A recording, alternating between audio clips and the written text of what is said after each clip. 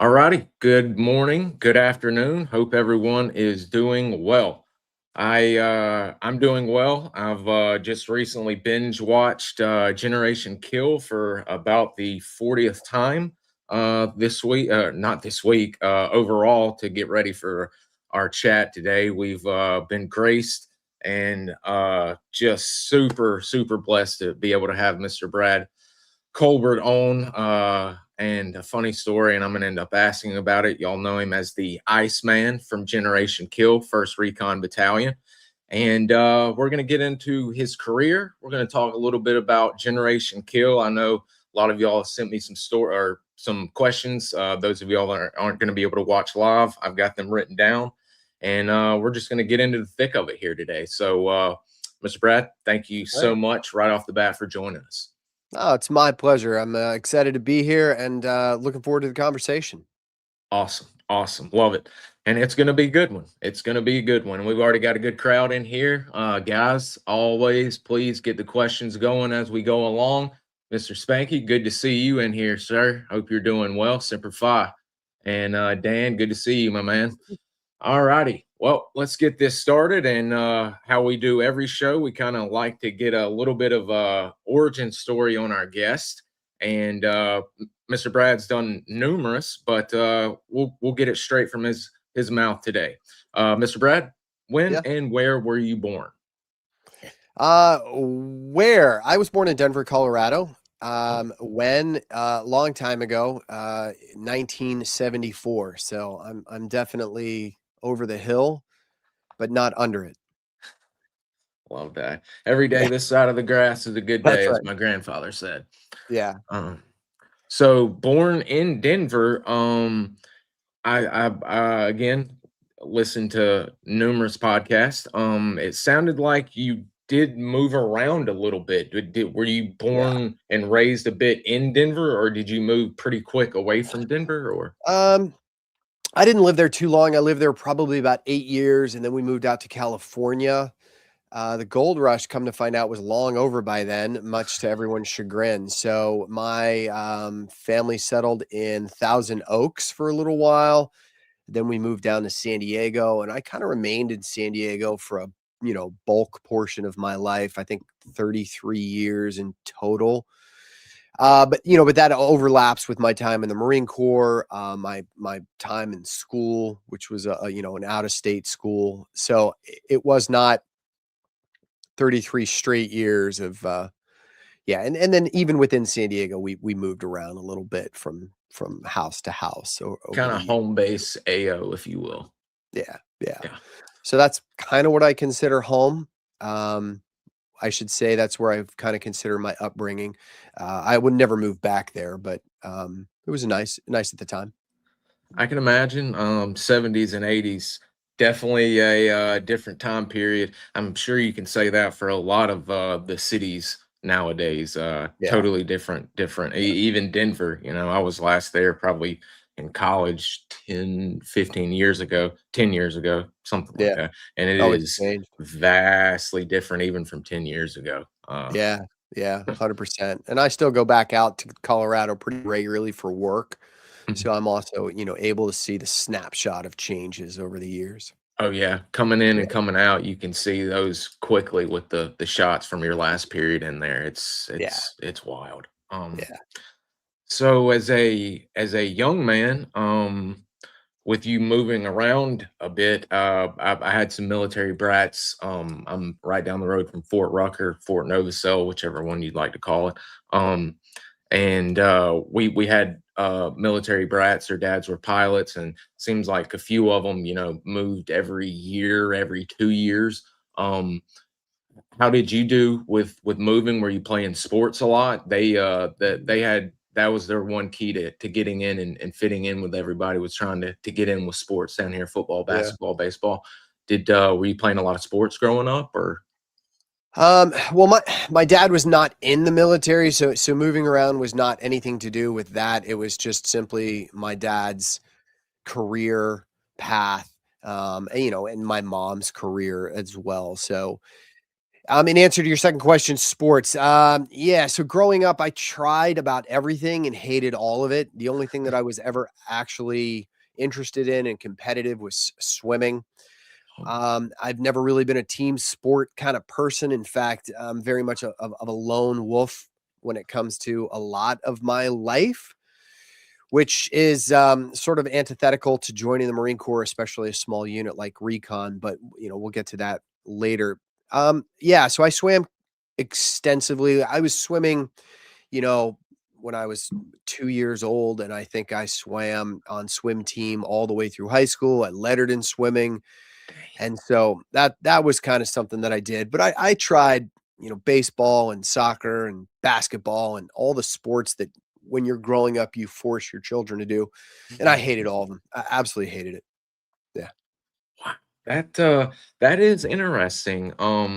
Both parts, the swimming, with you being a recon marine and scuba, and then of course going through BRC and how comfortable you need to be with the water, but also you doing and playing the sports, but not really thinking or not really wanting to be in the team aspect of it. That's as you said, very interesting with you choosing the recon path to where it's very close knit teamwork where you're Yeah. literally your lives in the hands of your brothers there. So Yeah. very interesting. Did and you mentioned your father not being in the military. We kind of asked a little bit. Did you have any family history of military service, or were you the first one in the Colbert clan? Well, so now to be fair, my dad was in the Air Force Reserve. He wanted to serve in the Air Force, but at that time his eyesight was not good enough, and they didn't have the technology they do now with Mhm. laser, LASIK, and corrective surgery. So he found himself in the Air Force Reserve for a period of time, in a support role. But in the private sector, he was a multi-engine pilot, not as a stock in trades. It's just a skill that he had. He actually flew commercial in college to help pay for his college. He used to fly cross country flights for a mortuary company. So he would fly, dead bodies from one part of the country to the next to pay for It is. college. But I digress. No, I don't have a family history of military service. I think in many ways I am the first, certainly the longest serving of any of my lineage that I can trace back. Um, I mean, but I was exposed to a lot of things growing up. So my father's love of aviation transferred that same love to me as we had a lot of time around World War II aircraft. So my dad was a member of the Confederate Air Force, which is an organization that is designed to restore and fly World War II aircraft. They put on a lot of air shows, a lot of demonstrations. And so growing up, I was always around aircraft and flying and aviation and either flying in planes or learning about them. So I think that tremendously influenced my desire to later enlist. Wow. And I thought I had heard at one point, did you actually your first taste of military life on a civilian scale, shall we say? Did you actually go to military school for a period of time? I did. I went through several years in high school at a military school back east. I say back east as if I'm standing in California. I am east. So I guess, yeah, it's in Missouri. Now, the school started in 1880, and I think it was in business until 2013, 2014, and then it folded. There's not much of an appetite for those type of institutions these days. But yeah, Wentworth Military Academy in Lexington, Missouri. I attended there for a while, and I think that was probably my first taste of any kind of institutional organization, unless you count the Boy Scouts, which I was also a member of for a very long time. But yeah, military school for a good portion of high school. Wow. That's interesting. You mentioned Boy Scouts because um the last I know it's been recent.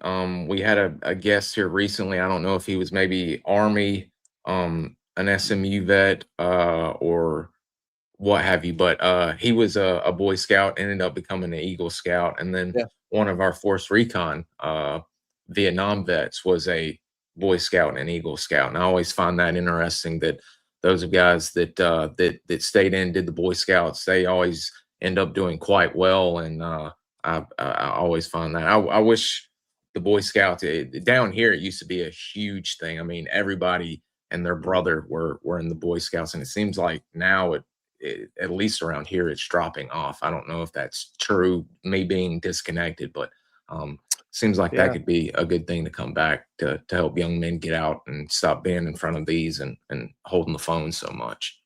I agree. I think the Boy Scout teaches so many invaluable skills, and not just the hard skills, but the intangible, the character building, the resiliency, the virtues. The organization it's really steeped in a lot of tradition, and there's a tremendous amount of opportunity for building up young men. I agree with you. I think it's too bad that more people don't seek that association, but sign of the times, I guess. Absolutely, absolutely. Um, And I thought it was kind of funny. I can't remember. I think it may have been with Jack when you were on the Team House podcast, but you were kind of talking about it was when you were first getting into recon and after BRC, and not to jump ahead here, but you were talking about hazing and what it was like early on. And Yeah. you were like I was already ready. I'd gone through all the worst hazing you could possibly go through, going through military school, where you have kids older than you basically having run and dominion over you while you're in military school. And Yeah. I've heard some wild stories. In fact, I think you said you got hung upside down the first day you got there, or the first Yeah. night. Oh, yeah. Yeah. Yeah. Military school was absolutely the most hazing that I've ever been exposed to. And after that, Marine Corps boot camp, basic reconnaissance course, the recon indoctrination, and then just, showing up at the unit as a young E3, like it was, I don't want to say it was easy, but it was not mentally challenging in any way, having experienced all of that at a younger age at high school. Yeah. Oh, Oh yeah. man, young kids can be cruel, Oh, man. yeah. Oh, yeah. Like, if you take the worst of all of your high school cliches, all of the things you remember from high school, the cliques, all of those different organizations, now give everybody a uniform, give them rank, and put them living together in the same building, and you're like, "Well, yeah, of How course." else can it go? Oh, yeah, yeah, Oh man. Um, and I also thought another interesting part you were talking about, that gaining the love of aircraft from your father and mhm, being around them so much that you initially were thinking of your military career being an astronaut. That was yeah. a means of getting to Yep. become an astronaut. Yeah, absolutely. And I mean, it's not like I'm unique, at least young boys growing up in the 80s. Well, gosh, it probably even started a little bit sooner than that in the 70s. I mean, America still had a robust space program. We were still sending rockets to the moon. I mean, we still had the Apollo program when I was We're born. still seeing astronauts on TV doing stuff. Right. And that is that, I again, I'm dating myself, but I grew up in an era where television was the only form of media. You didn't have your phone, you didn't have the internet, there was nothing else. So you watched television to consume all of your entertainment for the most part. And so you're watching around the family live rocket flights, astronauts in space, and it was new. It wasn't old hat, it wasn't reruns, and so it captured the imagination of that generation, and I was part of that generation, and that's what I wanted to be, I mean, little boys, what do you want to be when you grow up? A fireman, and, a policeman. I wanted to be an astronaut, and I tried to stick with that for as long as I possibly could until, reality at some point comes crashing down, and my life took the path that it did. But for a long time there, yeah, I mean, that was the impetus for me wanting to enlist, wanting to be in the military. That's so cool. I love hearing stories like that. And hey, you did not get to fulfill your astronaut dream, but you more than picked up and carried on and made a hell of a career and legacy for Mm, yourself in the recon community. So thank you. uh, so when you get through with military school, I believe you mentioned going to college for a bit of time, Mhm. and Well, did you just figure out not ready for college right now? Let's maybe look at joining yeah. the military, or was there a specific process in that, or Well, I was not an easy kid. I wasn't an easy kid for my parents, and I probably wasn't an easy kid for society. Again, not unique. A lot of people who enlist in the military have a wanderlust. They're independent, probably on occasion a discipline problem. I was absolutely a discipline problem. And as much as I had enthusiasm for going to school, I just didn't have the patience and the discipline to do it. Yeah, and so I did it for a while, and then I just was like, "F this! This is not working." Academics were easy, but I just didn't have the self discipline and the study habits to sit there and just crank it out. And so I didn't. So I bailed. I bailed on school. Um, I had also had a couple of run-ins with the law, so had to I had to work at getting enlisted, which is ridiculous for most people because there was no recruiter in the world that needed to recruit me. It was more like, "Hey, we can't take you. You have this thing hanging over your head, so go fix that thing and then come back to us."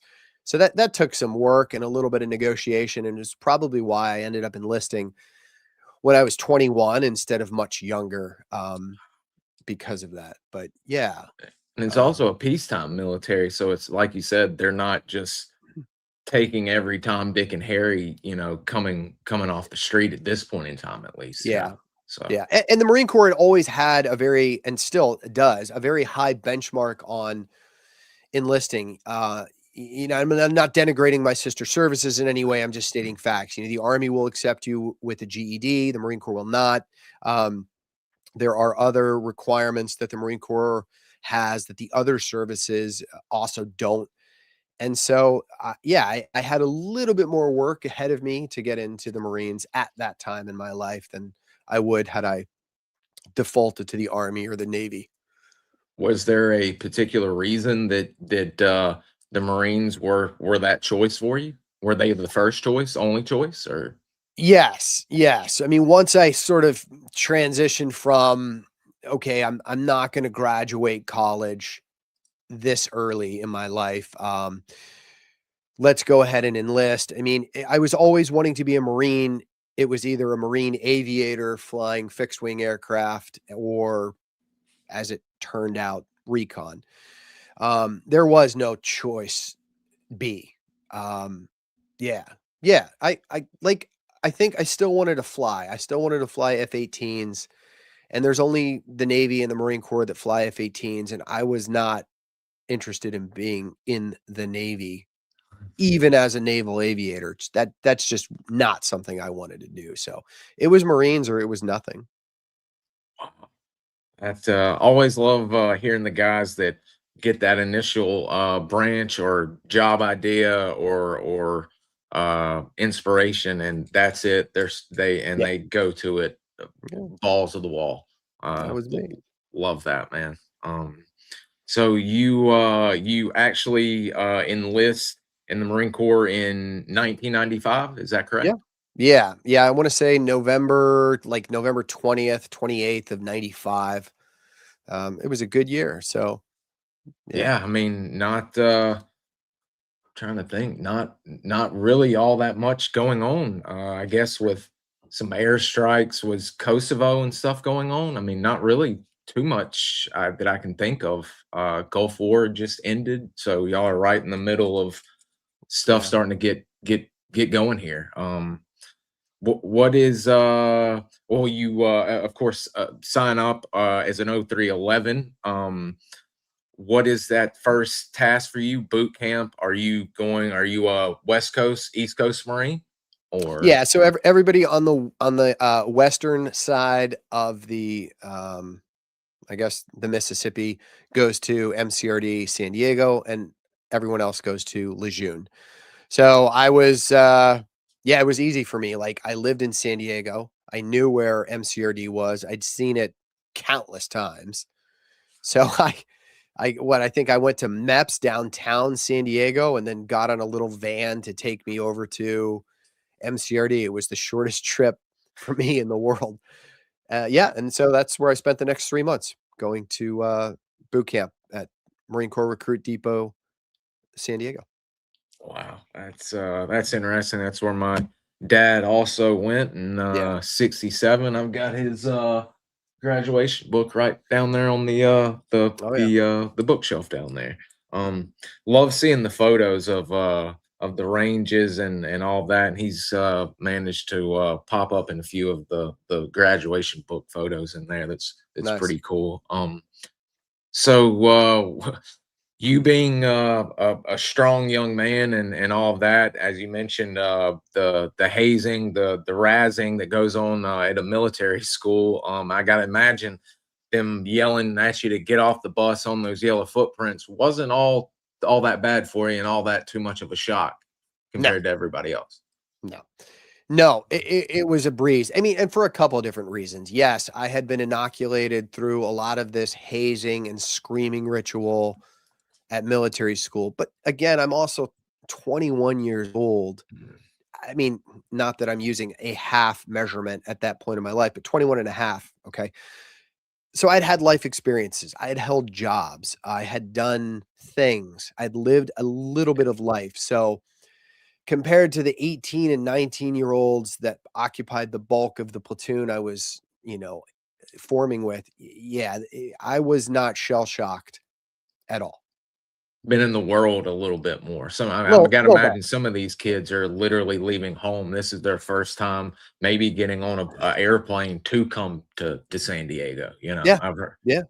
Yeah, yeah, a few of them were. And I can't remember every person that I went to boot camp with, but I do remember a few. And I think, yeah, that story checks out. There were a lot of men that were their first time out of the state that they were born in. And certainly the first time, and undergoing anything like this. And what a great mixing pot though the Marine Corps is, man. I mean, Yeah, even way back in the day, I can remember Dad talking about the various uh ethnic groups that had joined, all walks of life, rich, poor, yeah, all religions, and Generation Kill does a great job of showing the various guys that pop up not only in the recon community but the Marine Corps as a whole. I thought that was wonderful to see yeah. as well. And I will say, I think your father's generation had much more of that than we do, right? Like, even in 95, it was not unusual to see such a mix, but back in the 60s, there was still a lot of institutional racism. There was still a lot of memories from World War II, and there was a lot of jingoism that was baked into our country back then. The whole period of the 60s was so volatile for America. So your dad's time and that forced integration was a little bit different than it was 4 decades later. That could be the understatement of the century. That is for sure. Yeah. Um, so as a new guy coming in, boot camp, I gotta imagine you're, as you said, you're 21, a bit of an older guy doing quite well. Yeah. When you go through boot, what is School of Infantry next, or are you already getting eyes on the recon community, or? Well, I knew the path to get to recon. I just had to, go through the muscle movements to get there. And I knew that it was going to happen one way or another. I did extremely well with the swimming test at boot camp, as I'm sure you can appreciate. I got the highest swimming qual you can get in the Marine Corps at boot camp. I mean, there were 2 of us to get it out of, I don't know, hundreds. Not that that's a great accolade. I just happen to be a good swimmer. And so I think that definitely helped, because when I was at the School of Infantry, to answer your next question, that was my next step, a little bit of leave, and then up to Camp Pendleton to start the School of Infantry as a basic rifleman. But my record jacket indicated a CWS, which was a combat water survival, whatever the highest rating was at that time. It's gone through several iterations. So when I took the NDOC, I had predisposed the screeners in my record jacket to somebody that, could show up and at least do some of the things that recon needed to do, which is, comfortable in the water. And I think that definitely helped. So, yeah. Wow. That always love the Marine Corps, and I always say in the training aspect, and it's always interesting. And I've got not to keep going back to him, but I've got my dad's history book from when he went through boot. That's another thing that the Marine Corps does so well. Individual units, especially. I mean, heck, you got Instagram pages for the history of each unit and regiment, but the teaching of Marine Corps history to new recruits is unlike anything I've ever seen. Talking to Army, Air Force, Navy, Coast Guard, anybody, it seems like the Marine Corps absolutely drills in the core history into new recruits right off the get go. Yeah. Yeah. I think the Marine Corps is very proud of its lineage. And as part of I hate to use this word, but as part of the indoctrination of the Marine Corps, it imparts that history. I think it makes for a better Marine. It makes for more esprit de corps. You have pride, you have ownership, you have, agency in your service. If you understand where it came from and all of the things that we have done to bring us to where we are now. And yeah, it is different. You're right. I've done the same thing. I've been around a lot of other services, both active duty and then as a civilian. And they don't teach it. Maybe at the academy levels, maybe at West Point or the Air Force Academy, but that's about it. Yeah, yeah. I mean, you can get a boot just graduating or even in the middle of boot camp and start asking him Marine Corps history, Dan Daly, Smedley Butler, Jesse Puller. I mean, I remember Dad telling, every night, good night, Jesse Puller, wherever you may be. I mean, it is, I mean, that, like you said, it's, for a lack of a better term, they are breaking down the individual and you are becoming a Marine and nothing else. Yeah. That's the Marine Corps way. Yeah, it sure is. So SOI, you do well, and the recon selection guys catch your name and everything. Are you now going through the selection process, or is this the introductory tryout to even be considered to go through BRC, or what's the next step for you? Yeah, so I took the NDOC at School of Infantry, but and then I had orders to 3rd Recon in Okinawa, and that's where I checked in. But, just because I was an 0311, so I'm an infantry Marine at a reconnaissance unit, which means absolutely nothing. And I still have to go through RIP, which is the Reconnaissance Indoctrination Program. It's a what is it, 8 weeks? I don't even remember anymore. It was so long ago. It's a pre-course to BRC. You have to do that first. And some people only did that. I mean, at this time in the Marine Corps, the Reconnaissance Marine MOS is what we would call a secondary MOS. So even if you achieve it, it doesn't supersede your primary MOS. So you're in the unit at the behest of the unit. So at any point, they can tell you your services are no longer required. Whether you graduated from BRC or not, we're sending you back to wherever you came from, one of the combat MOSs. Which incentivized everybody to, you have to constantly every day continue to prove yourself, because if you don't, you're not going to be in the unit anymore, and you're going to go back to wherever it is that you came from. In my case, it would be someplace that I'd never been before, because I never served a day in my life in an infantry battalion, despite having the 0311 MOS. So I go to Okinawa, I go through RIP, graduate honor man out of RIP, and then wait to get a school seat to BRC. At that time, it was in Coronado, California. Oh, wow. So, right where, excuse me, the Navy SEALs are doing Yeah, buds and the like. that's right. Yep. Wow. Was there, I mean, it's not like y'all are gonna go watch them at their class, but was there crossover, or did y'all Yeah. cross paths on the beaches, or what have you, Yep. with the SEALs? Yeah, regularly. At that time, the barracks were not close to theirs, but all of our training areas were the same sand. The pools were the same. You would see them running around areas that we would be running around in. Yeah, there was no socialization. You just didn't, not for any animosity. It's just they're busy doing their thing, you're busy doing yours. But oh yeah, we would absolutely see each other, and it worked. I think the basic reconnaissance course at Coronado was there for a long, long time.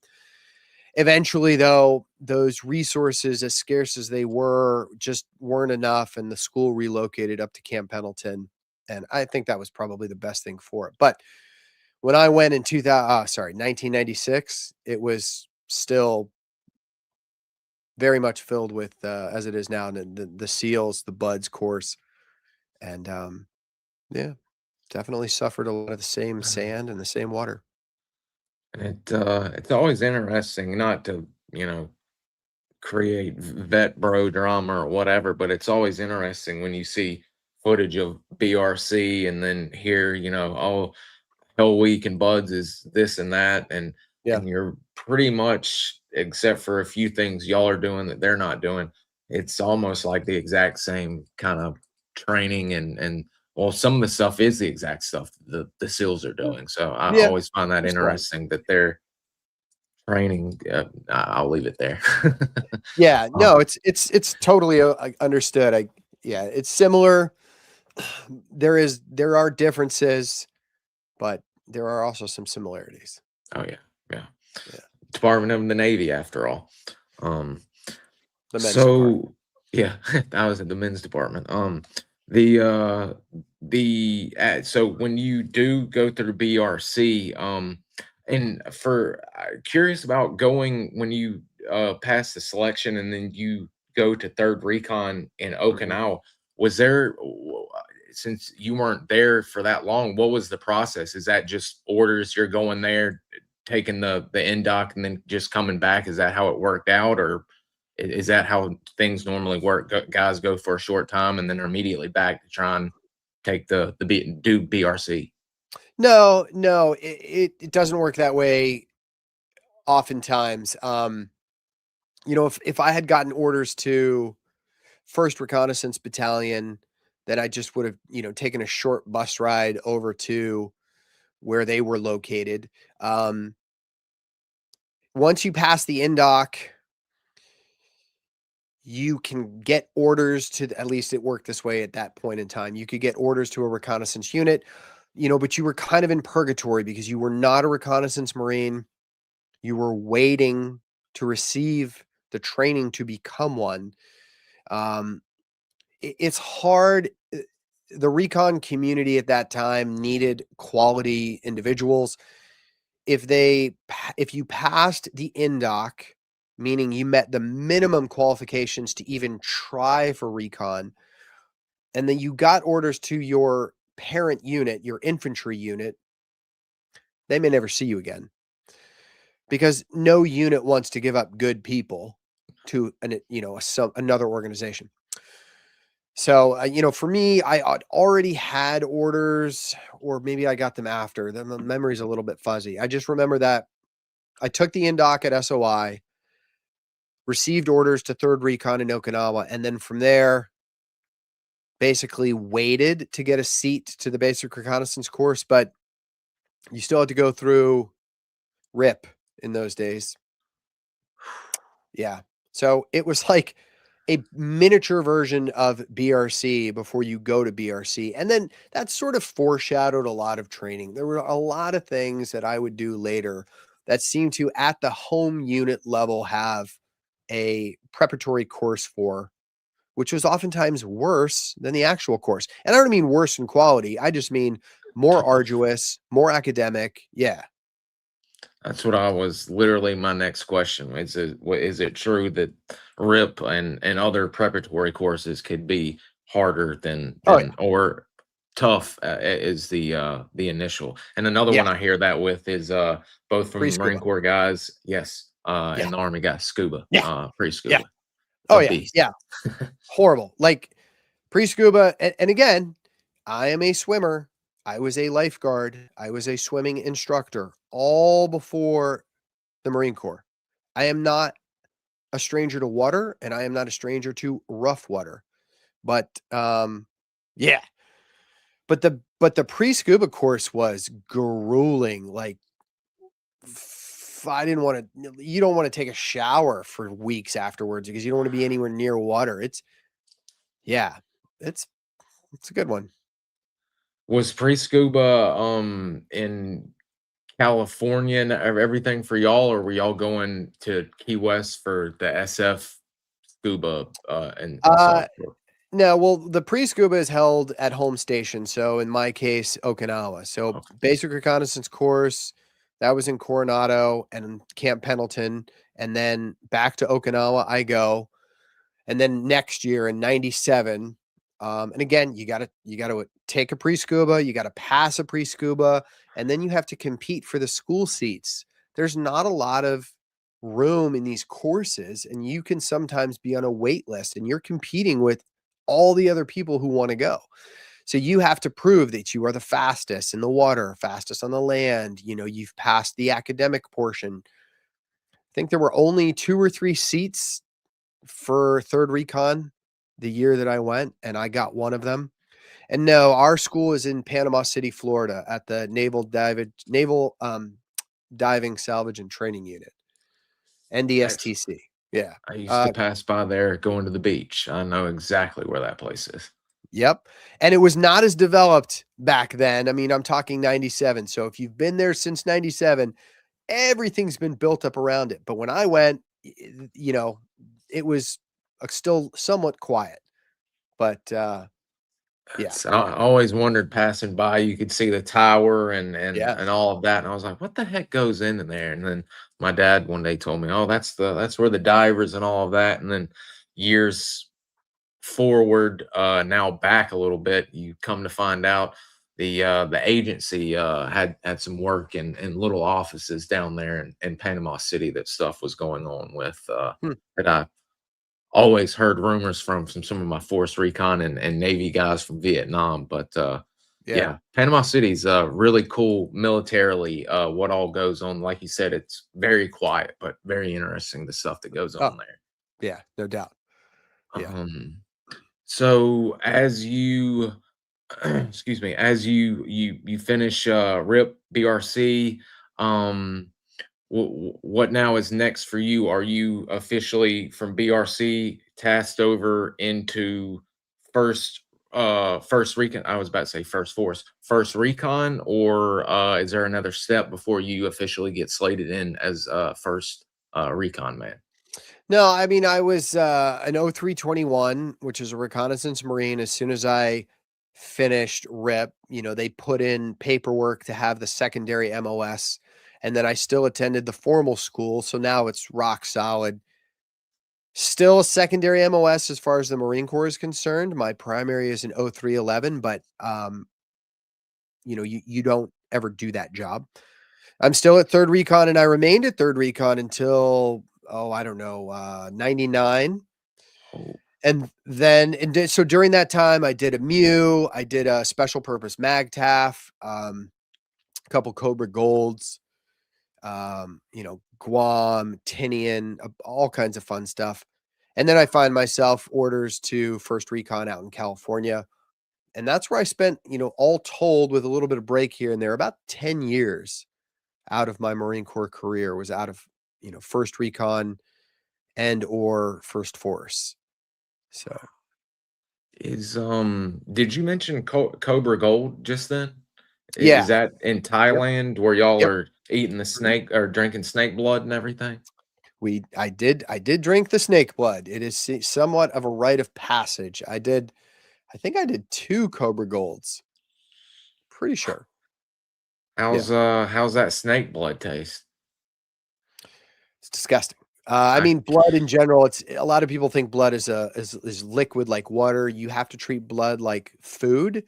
It is not a liquid in the body sense. I mean, it doesn't give you the same things that water does. But it is full of protein, I guess. There is nutritional value in it. They mix some Thai whiskey with it and then mix it with the blood and you just pass it around and drink it. And again, it's more of a rite of passage. It's to say that you did it. There's absolutely no purpose in it. It's not gonna. camaraderie building and such. Yeah, that's it. Yeah. Yeah. That's Yeah, and they, crazy, man. there's this big ceremony, the cobra, and they cut the head off, and it's a lot of pomp and circumstance, but it's cool. Oh yeah, I mean, all of those things like that. Just again, another thing that builds that a spirit de corps and the history and amongst you guys in the unit or amongst yourself, shall we say? That's right. That's really cool. I've Yeah. got an old photo of a guy from Amphib Recon, and he's over there, and I think in 1961, two or three, and Okay. he's doing it with the Thai border rangers, and it is great photos. I'll share those on social media and I'll tag you and hopefully you'll Yeah. see them. Yeah, Um, that'd be badass. man, this I love getting to speak to you modern guys and bridge all these gaps like this. So now that you're in California, first Recon Battalion, Yep.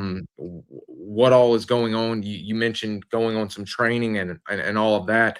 I thought I also remembered there at the beginning, did y'all do a humanitarian operation in East Timor, or was that closer to when y'all Yeah. went to Iraq? Well, actually, that would have been Afghanistan. We did, Oh, East Timor in '01 on the way to, Pakistan on our way to Afghanistan, so that was forward a couple of years.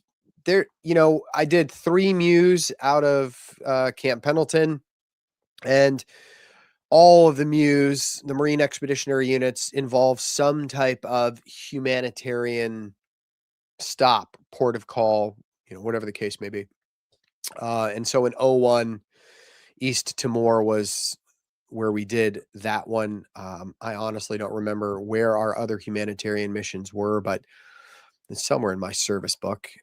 One of these days, I have to diary all of these exploits because as the years roll on, my recollection gets thinner and thinner. and I can only imagine all of the stops that you'll be able to document on that. Yeah. And that's an interesting part also that people don't realize that the Muse and then the force recon or the battalion recon guys that are on the boat uh, doing the humanitarian missions. I believe wasn't there a earthquake or something that just happened in Venezuela? And I saw some of the recon guys. I don't think it was MARSOC. I think there's still force around. I think it was force recon guys going to dig and help get Yeah. survivors and retrieve bodies and such. So that's another interesting aspect, the Yeah. humanitarian ops that you guys do. Yeah, I mean, we go where we're told and we do what we're told, and you never say to anybody you don't do windows. And a Marine at the end of the day is going to follow, whatever tasks are given. And I never had a problem with it. I never had a problem with it in Iraq in '03 or, Afghanistan. I, I am not picky about what I'm asked to do, as long as, it's done for good reasons.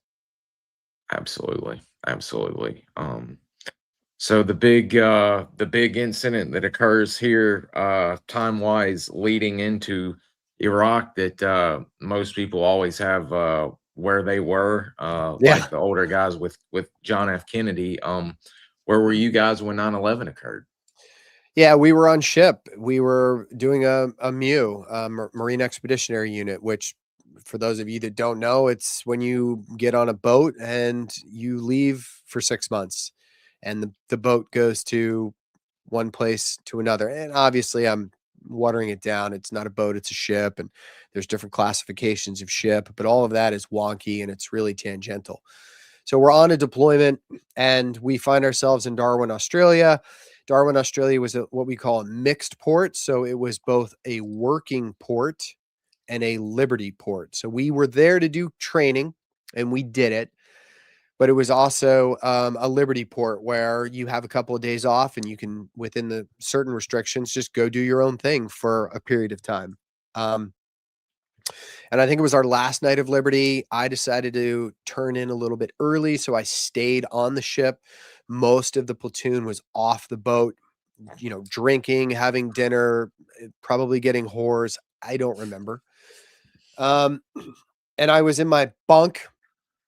I was asleep, and a friend in the platoon, another Marine, woke me up and said, "Hey, you got to come upstairs." The TV in our berthing wasn't working, so he was upstairs watching television.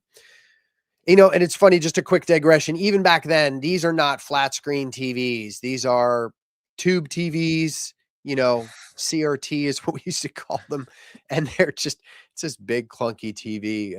Anyways, he drags me upstairs and the first tower had already been hit. And I'm watching and I'm like half asleep and I'm pissed because I didn't want to get up, but he's dragging me. And so I'm standing in front of the TV and the TV is like, there's loads of people packed around this. The first tower had been hit and it's a news show. And I didn't understand what I was watching. And I had this like confused look and I'm starting to get angry because he's dragged me up here to watch a movie. And I look at him and I'm like, what the F are you doing? Like, why did you take me up here to watch a movie? And right as he says that, the second tower is struck. And I'm starting to become more awake now and realize what's going on. But I'm still sort of in disbelief, as I think most Americans were.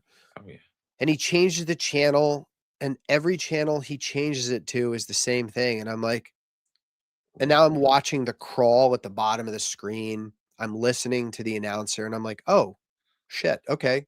Yeah, that's New York, and that's the World Trade Center, and it's not the World Trade Center anymore because it's gone. So that's where I was. And I think everything changed. I think the world changed. It wasn't just, me and my small little slice. It was the planet. We all changed because of that. And I mean, that incident would snowball for the next, well, we feel the effects to this day in 2026, our foreign policy, our domestic policy. I mean, the TSA was created out of that one singular event. The defense intelligence infrastructure is now coordinated with one centralized in top pyramid because of that. So many things. Yeah. Wow. It's a Yeah, I lot. mean, it literally, the moment that first plane, uh completely world changing. I mean, generationally, affects just down the line. And as you said, we're still feeling it, and Yeah. probably will continue to feel it for quite some time. The way Yeah. things are going on right now, and Yeah. I just can't imagine y'all being on a boat and seeing it, being able, and again, technology not like it is today. Y'all are lucky to even have the TVs working and all of that and seeing it. And I can only imagine what in the hell must have, like, wow, we're under attack and Yeah. something's about to go down. Yeah. Yeah. And I've talked to a lot of people who were OCONUS at that time. For those of us that were out of the United States when the towers fell, we were on a military posture. Everyone, bases worldwide locked down.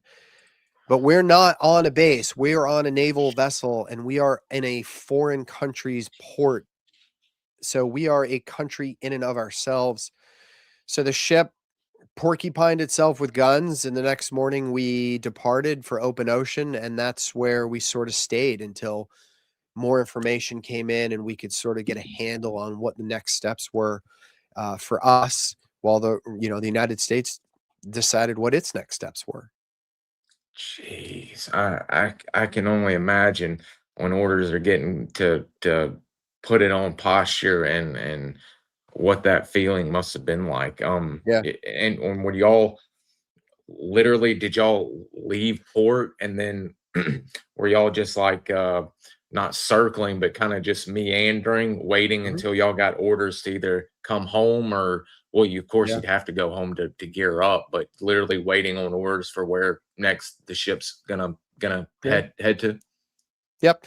Yeah, we call it cutting squares because that's really what you're doing. So the ship goes out into international waters, and then it just drives, sails, pilots, a giant square, huge square in the ocean, you know, and that's what we did for probably the better part of a week and a half, maybe 2, before we said, "Okay, we're just gonna continue mission," and that's where we went into East Timor for our humanitarian, and then shortly thereafter, we did, an amphibious landing into Pakistan. And then, from Pakistan, we waited for a while. I wanna say possibly a month, and then, Afghanistan. Flew into Afghanistan in 2001, and I spent, I don't know, 3 months and change there. Jeez Louise, that is wild. So after the Timor humanitarian op, are did y'all go home get gear from California or so Yep, y'all went from there straight to y'all were geared yeah, up and or had everything y'all needed yep, or everything would be coming that y'all could get prepped with in Pakistan yeah. and do the invasion. I mean, when the whole purpose of the Marine Expeditionary Unit is to provide a 911 force to, I mean, ostensibly the president, but the United States at large. So the Marines come with everything they need for a good 30-day fight. And if you need to be plussed up, there are maritime prepositioning ships. There's other ways that you can plus up equipment to deployed forces. Um, but we really didn't need it. We had everything. Well, we had everything that we thought we needed, but in hindsight, I would have loved a different equipment set. But that's neither here nor there. Yeah. Man. And that's crazy. Did you say a maritime assault into Pakistan or We did an amphibious assault. Yep, yep, sure did. The longest, we set a world record for the longest amphibious assault ever conducted. You'd have to look it up to get the metrics, but I want to say it was like 450 miles. good God almighty. Yeah. Yeah. Numerous refuelings amongst that insert. That is Yeah, I mean, crazy. it was multi-mode. It was a couple different platforms, and I mean, strictly speaking, by definition, anything that comes from the sea to the land is amphibious, but it wasn't Boats hitting nonstop. the beat. Yeah. Yeah, there were some stops along the way, but, still impressive and, a nice little footnote to the whole story, but, yeah, yeah, Another key point, bullet point in Marine Corps history yeah, right there. that's right. Yeah, That's what that is. that's true, yeah. So wow, what was Pakistan like at this point in time? Now, of course, we've come to find out the stuff at Tora Bora, the doubles, and blah blah blah.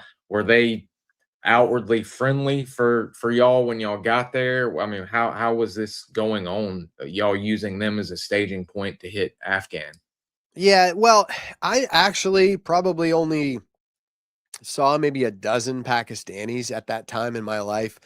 Um, most of the time in Pakistan was, well, we were on an air base, so we had a robust Pakistani security footprint on the outer perimeter of the airbase. And what we kind of took care of, at least the platoon, was our little slice on the airbase.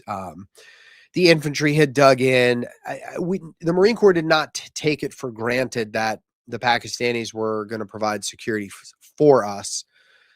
And it wasn't just the Marine Corps, and in short order, here comes the Air Force, and here comes a contingent from the Army, and you've got other government agencies that are now building up in Pakistan at this airbase to sort of springboard us forward. So we're not really doing a lot. It's sort of anticlimactic at this point as we wait to go into Afghanistan. And at my level, I'm not privy to whatever national command authority decisions are being made. So I don't have a freaking clue. Why are we waiting? What foreign policy decisions are making and what negotiations are being made with other countries and coalition bill. I don't know any of that. I'm just a dude just waiting. And eventually, the platoon is told, hey, get all your stuff together, planes coming in and you're going into Afghanistan. And at this point in time, had the guys had y'all had plenty of time while in Pakistan to kind of get set, training as little as you could, or as much as you could, I should say. Were y'all feeling prepped to do this, to invade and get about it? Yeah, I think we were. I mean, there's only so much you can do in that limited footprint in Pakistan. There's no live fire ranges. We couldn't practice any weapon skills. And although we were manning I would call it an LPOP with some of our equipment just to provide some long range observation in support of the overarching security, there's not a lot for us to do. We're ready to go. And we're also somewhat ambiguous on what it is that we're going to be doing once we get into Afghanistan. And we're not the only effort that's taking place. There are other units on the ground with us at that time. And then where we ended up in in Afghanistan, this place called Camp Rhino, it ends up just being this like who's who of the world's special forces. I mean, everyone and their mother flows through there in some form and fashion. And it was just a weird time. Well, I've heard you, and I need to Google more. And I've heard it described in various weird ways. What was Camp Rhino? Was it Yeah. actually a military base, a camp, or No, it got that name. I think the Marine Corps gave it the name. It was not a camp. It was not a military place. It was a hunting preserve by a rich foreigner. And there are details and history here that I apologize to the audience. I just don't remember. What I recall was it was, I believe, don't quote me, I believe it was a very wealthy Saudi who built in the middle of the desert. I mean, the middle of nowhere. He built a hunting camp. And I say camp with huge air quotes because it was freaking huge. It was a walled compound with a private airstrip, dirt, but private, a hangar for aircraft. It had a mosque. It had, other ancillary buildings, offices, and so forth. So I doubt strongly that anybody negotiated for its occupation. There was a ranger unit that I believe cleared it first. There were a lot of bullet holes all over it in certain sections. There was one area that was roped off that we were told don't go in. I think it was just because it was a structural danger, not because there was anything booby trapped but yeah, it was just this hunting preserve in the middle of nowhere, and it served as a base of operations for our detachment and then a lot of the world's SF that ended up flowing in there, primarily because of its location being isolated in the airstrip. wow? I mean that's some of the stuff right there, the history that glad it's preserved. Not only you telling Generation Kill telling Mr. Evan and sharing and all of that.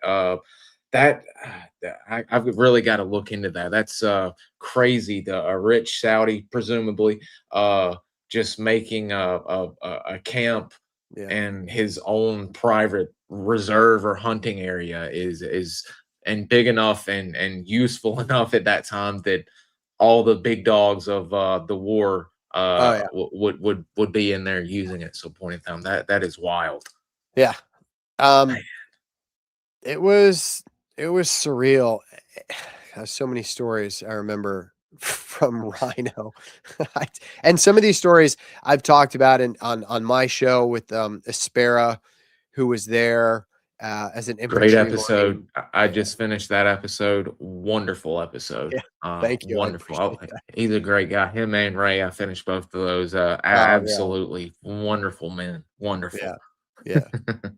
Um, and speaking of, I hope this isn't mixing our timeline up here, but I thought I remember either from Ray talking or either in the show or the book talking about it that that was where you first came across Ray. And was he an infantryman at this point in time, or was he recon? No, no, it would have been Aspera. That's where I Oh, came. Yeah.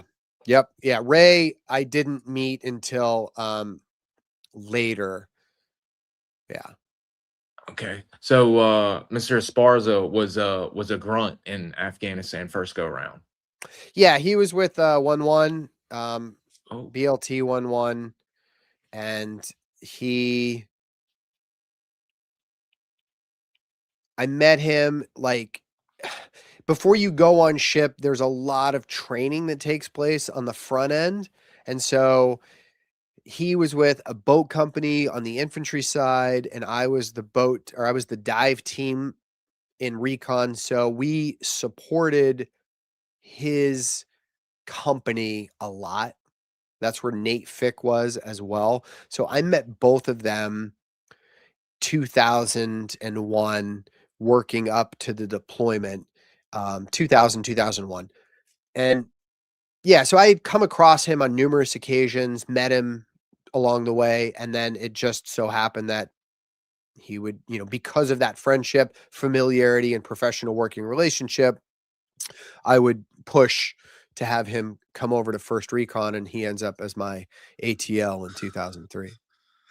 that's so cool. I love that, and thank you for sharing that because, like you said, you've shared it numerous times. But No, no problem. love hearing that Yeah, yeah, that group of you guys and Lieutenant Fick will come up again here shortly because I have some questions about him as well. But sure. outstanding, outstanding. So as you mentioned, kind of still not sure as of the plan for once hitting into Afghanistan. When y'all start do going and figure out what's going on, where are y'all first going to, and what's the first action for you guys once you cross that border? Yeah. Well, so we get into Afghanistan. We establish ourselves at Camp Rhino.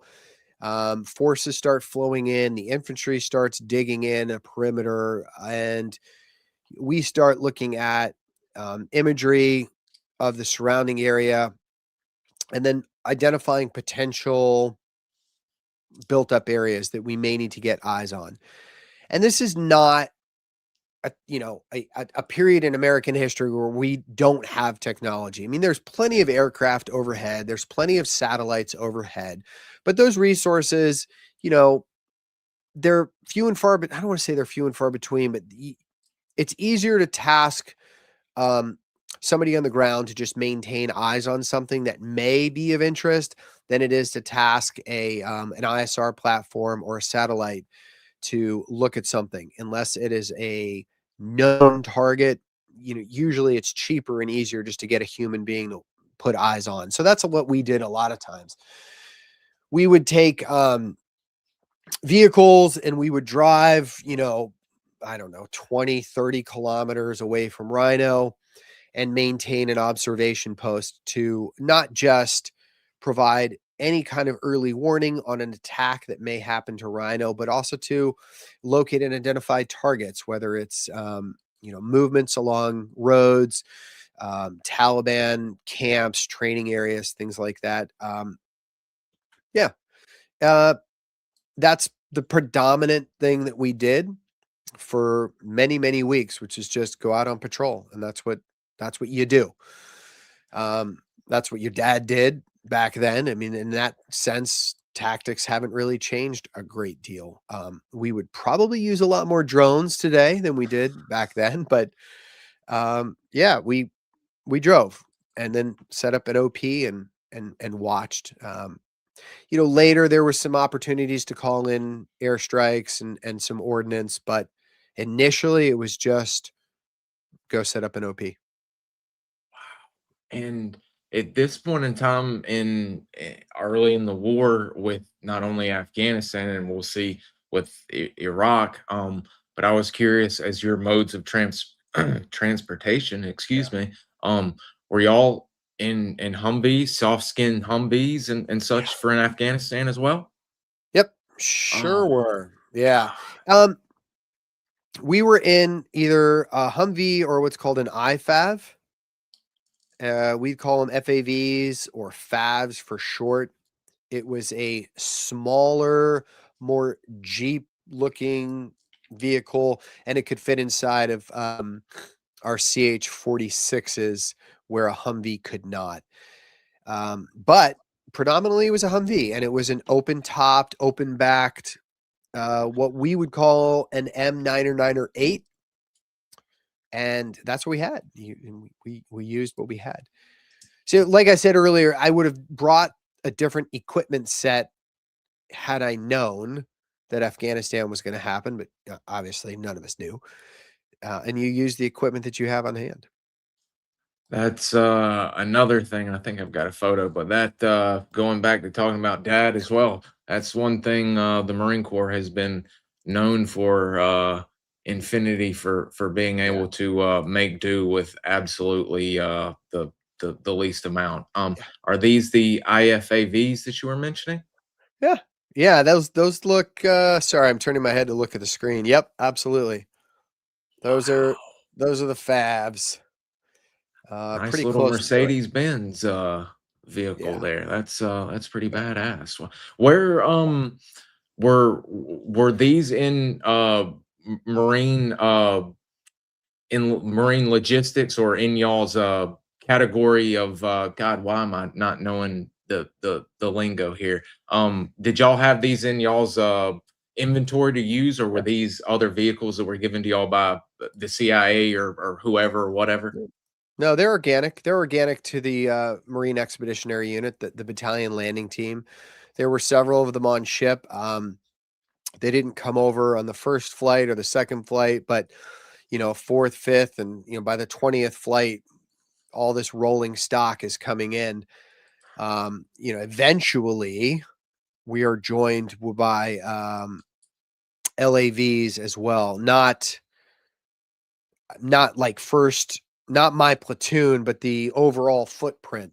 LAVs end up coming ashore. So as we establish more and more of our footprint, a lot of these enablers come in, Amtraks, LAVs, things like that. But initially, it was the picture that you flashed up there of the open back Humvee and then the IFAV, and that's what we had.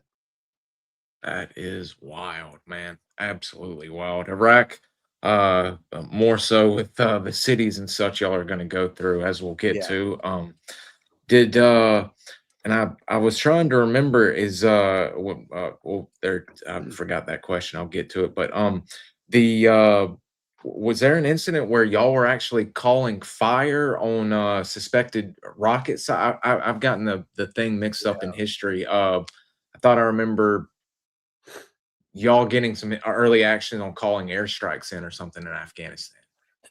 Yeah, there was a lot of aircraft in that theater. We were the only show in town. I don't mean, the recon platoon that I was with. I'm talking about America's presence in Afghanistan was pretty big. And it was, we're right on the heels of the towers falling. So it is at not even the peak, but we're on the way to the peak.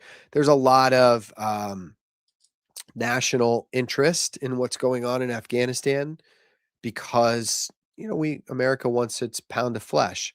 We've just been hit pretty hard and on our home turf. So assets were in abundance. I mean, I don't think there was a square inch of Afghanistan that was not under some kind of aviation ISR asset, right? So yeah, we had laser guidance equipment. We had equipment that would enable precision munitions from aircraft to strike targets on the ground. They did a lot of bombing. There was a lot of, 500, 1,000, 2,000 pound bombs, and you could see them off in the horizon. And if you've never been somewhere where a 2,000 pounder has been dropped, it's indescribable, but I will give my attempt. Even, 20 miles away, you hear the boom and it is bright on the horizon. And if you're close, if you're within 10 miles, you're going to feel it. It's just a huge, huge bomb. And I know there were bombs of that size that were being dropped off somewhere else, and you could see the flash and you could hear it. But where we were, there was not a lot of ordnance being dropped. I mean, very little. I think we dropped some, but not much. Like the early days of Afghanistan in 01, even in the first couple of months, quarter of 03, it was kind of slow. Mhm. We're still feeling things out. Karzai's made a deal to unite the tribes. It looked like this Afghanistan thing may be over pretty quick. I mean, clearly it didn't turn out that way, but in the initial stage, it's kind of slow. Wow, that's so crazy to hear. After Tora Bora, and then once Harzad, and he's got the SEALs protecting him, and they're doing that whole thing. Yeah. How seemingly, as you said, close this thing might have taken a different direction there. Yeah. That is wild historically, looking at the fork in the road, if you will. Yeah. Yeah. America was naive and grossly misunderstood the political situation on the ground and the cultural situation with the Afghans. And Oh we still, yeah. But that's another It's story.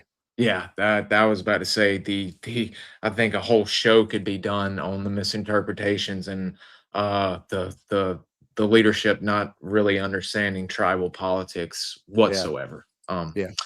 Uh so as y'all are working, oh, I know the two questions I was going to ask. Sure. Talking about when y'all are doing patrols and in the Humvees and the Mercedes, are there times where y'all are actually doing dismounted patrols in Oh, any yeah. sense of the word as well? Yes. Yeah. So you would normally use the vehicle to get you, I'd say 80, 85% of the way. Then we would camouflage the vehicle, booby trap it, leave it, and then proceed on foot as quietly and as slowly as we can to limit, um, establish a patrol base, and then set out a 2-man observation post on whatever the objective was that we were looking at. And then they would, do 4 or 5 hours, come back, trade out with somebody else, and you do that for the duration of the patrol. So it was a combination. Yeah, it was too far from Camp Rhino to proceed entirely on foot, but you just drive the vehicle up to your observation post. It's not very Hey, clever. look at me. Yeah, exactly. Draws a little attention. So Yeah. yeah, it was mixed, and it was good. Like I learned a lot. I learned a lot in Afghanistan would serve me well in Iraq. Vehicle patrols, vehicle loadouts, just like all the things, all of the tactics, techniques, and procedures. So it was a great learning experience for me and the team.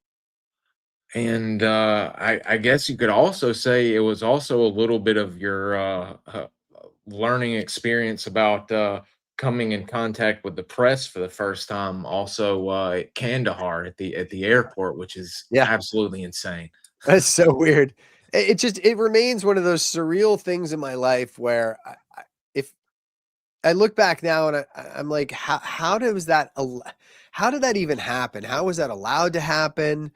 Who told them to be there? I mean, Yeah, like to this day, I don't know. I don't know how they knew we were coming. I mean, I'm sure that the Marine Corps Public Affairs Office knew, or I mean, again, Afghanistan, America's presence in Afghanistan was global news. The Twin Towers falling. We had every country in the world that was favorable to the United States offering support, and we had so many foreign services in Afghanistan helping the United States in its ostensible goal of rooting out the perpetrators of 9/11. And so I'm sure that the world press had gotten wind that, hey, the Marines are moving up to Kandahar. And I mean, it just so happened by, I don't know how to say this, luck of the draw, I guess, that myself and my other 5 Recon Marines were the first ones to step foot on the airport grounds. It could have just as easily been anybody. So I think the press pool knew that the Marines were coming. They didn't know that Brad Colbert was coming, but yeah, it's so weird. It was weird. Really weird. I cannot imagine y'all on patrol and doing all of this, setting up OPs, and all of a sudden y'all are coming to the airport Yeah. international, Yeah. and next thing you see are Americans or with TV cameras and microphones. Are like, what in the hell is going on here? Yeah. How Yeah. did y'all did they attempt to come up to y'all and No. no? No, I think I don't know if they were told or if our body language was like F off, but Okay. I saw them and I just turned around and I told the team, do not look at them, do not react to them, just follow me. We're continuing to move to the control tower to set up our OP, and we're just gonna treat them as if they're not even there, and that's what we did. So yeah, That's so crazy. With the OP at Kandahar, was this y'all looking out for people coming in, or were y'all starting to set up to where Kandahar could start having American movements come in, or what was going on in Kandahar at this point in time? yeah. So I mean, initially, I think it was simply we were providing an OP to help the overall security posture. I mean, a reconnaissance team is not somebody that you would use for any kind of defensive perimeter operations. I mean, not that we can't operate weapon systems, we're actually quite good at it, but our bread and butter comes from observing, reporting, finding something, probing something.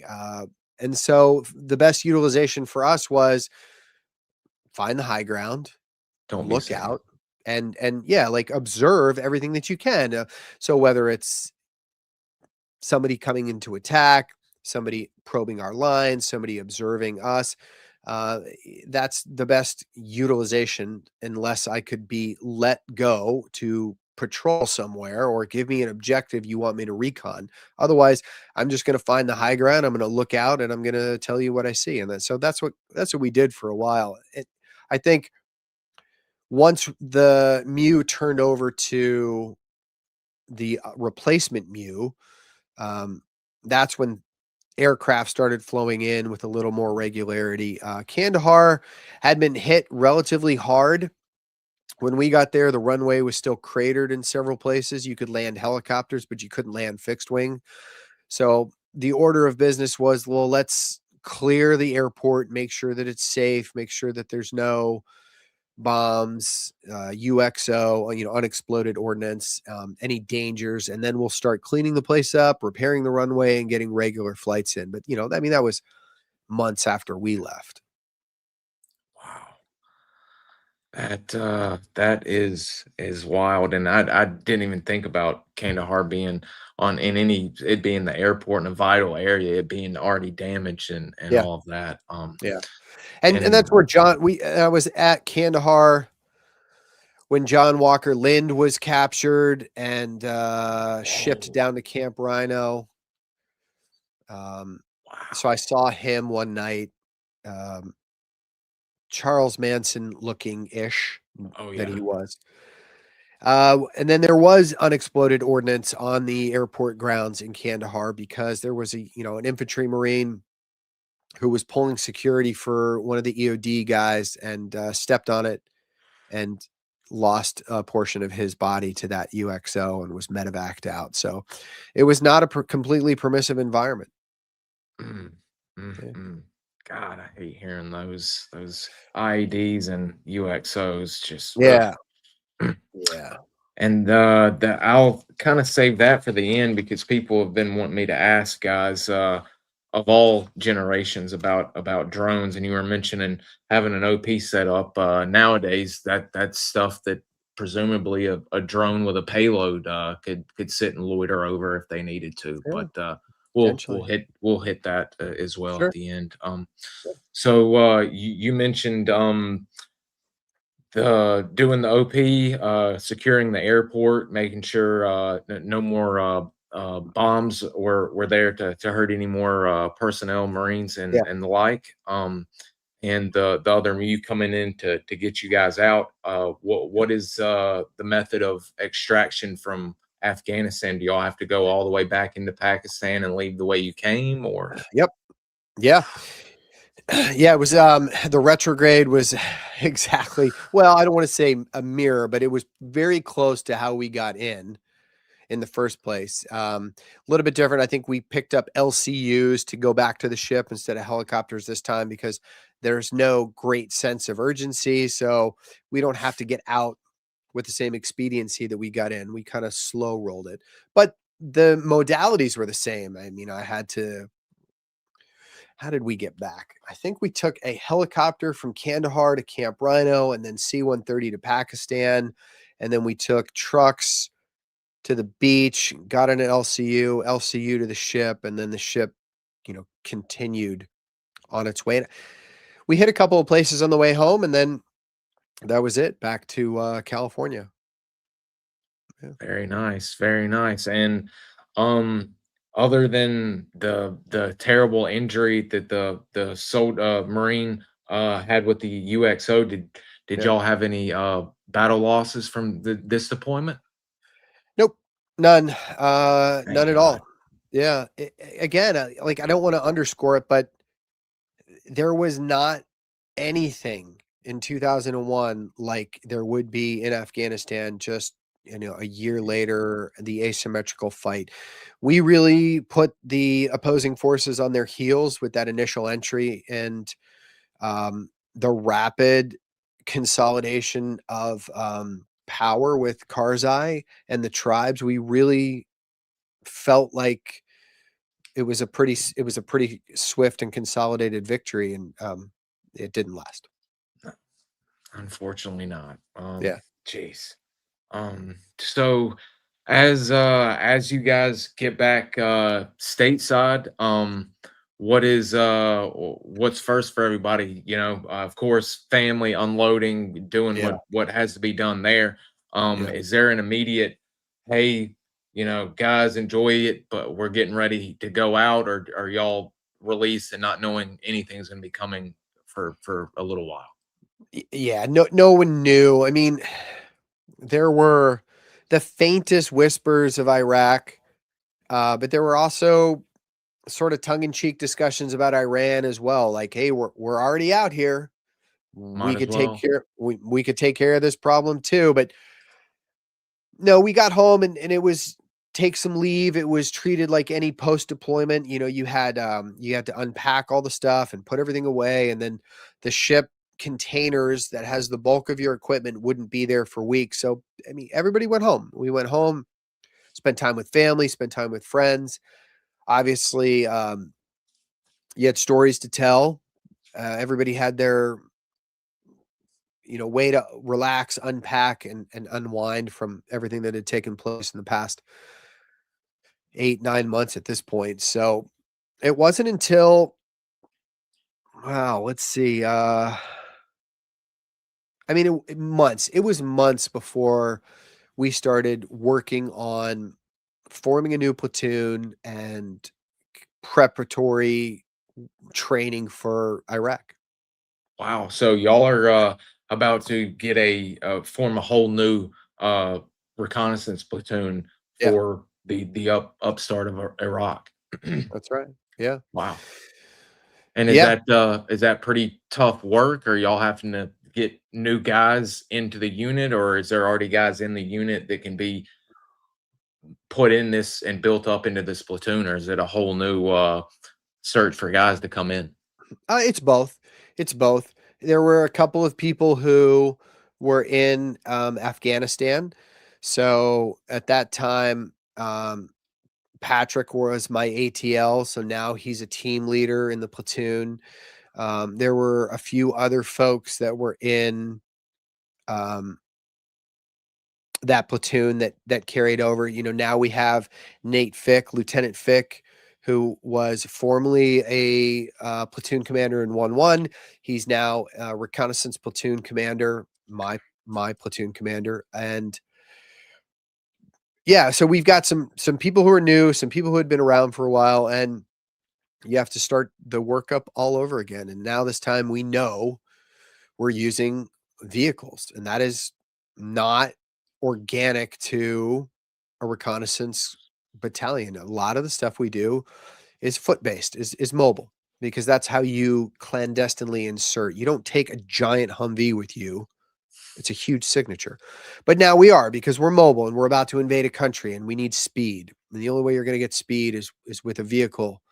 So we're practicing maneuvers with 4 Humvees and the whole platoon and all the stuff that goes with it. And we're getting the vehicles ready and we're practicing our crew served weapon skills. I mean, it was just a lot, everything that goes into it.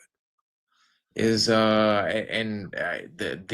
show does a good job of illustrating just how tough y'all's night work was Yeah. driving and all of that. Were y'all doing with Ray driving and all the other drivers, were they doing a lot of work under the nods and Yeah. working with that depth perception and such? Yeah. Yeah. And, in the Marine Corps, you mentioned it earlier. First off, the Marine Corps doesn't have the latest and greatest equipment to begin with. Recon usually gets the best that the Marine Corps has available, but make no mistake, even in 2003, there was better out there. We just didn't have it. So using the stuff that we had, the single tube, split lens, like the 7 Bravos, it took a lot of practice to drive. And there is very poor depth perception with those, single tubes. For those listeners that may not understand, you're looking through a night vision device that's a single objective lens that splits into 2. So you may be looking at the target with both eyes, but it's still one lens. And so you just have really poor depth perception. Even if it's a 14 and it's a single lens, It's I would almost have, yeah, like taking a kaleidoscope tube and imagining you can kind of see around where the objects are going, but yeah, imagine looking through that and that's your depth perception. I always kind of do it like that, or like singular toilet paper tubes with yeah, cloudy offset. It's yeah, more respect to all of y'all's drivers that got y'all through those deserts, because seeing that and then hearing you talk about it, good Lord have mercy. Good Lord. yeah, yeah. It was fun. We made it work. Yo, damn sure did. What would you say, once you guys knew that Iraq was on the task? I mean, I thought I remember the medical regime being insane, all the shots going on and all of that. What was the Yeah. biggest thing that y'all were looking for or on the lookout for training wise? Were y'all worried about IEDs at this point in time, or was there some? Oh, No. well, of course, the mop suits. I'm sure that was probably y'all's biggest fear at this point. Yeah, it was. There was no such awareness of IEDs at this point in 2003. I mean, and this is where I'm sure that your dad's generation would be jumping up and down and screaming about it, because it seems like we had forgotten a huge portion of our history when it came to what your dad probably knew as booby traps. But now that generation, my generation, knows as IEDs. And it wasn't on our radar. We didn't really understand how devastating they would be. And to be fair, in the initial invasion of '03, there wasn't much of that at all. There was a little bit, but it wasn't much. And we moved too fast. There was no ability for asymmetric warfare, which is really the bread and butter of an IED. So we didn't put a lot of stock and trade in that. Now, as far as the NBC threat goes, absolutely. I mean, that was the biggest worry, Marine Corps wide, like American Department of Defense wide. We expected our forces were going to fight dirty, that he would, launch mustard gas or anthrax or something else, sarin, at us. And we were prepared for the worst. And that is a horrible, horrible environment to fight in. It is, yeah, like, it sucks. It's And horrible to train in, and it's horrible to fight in.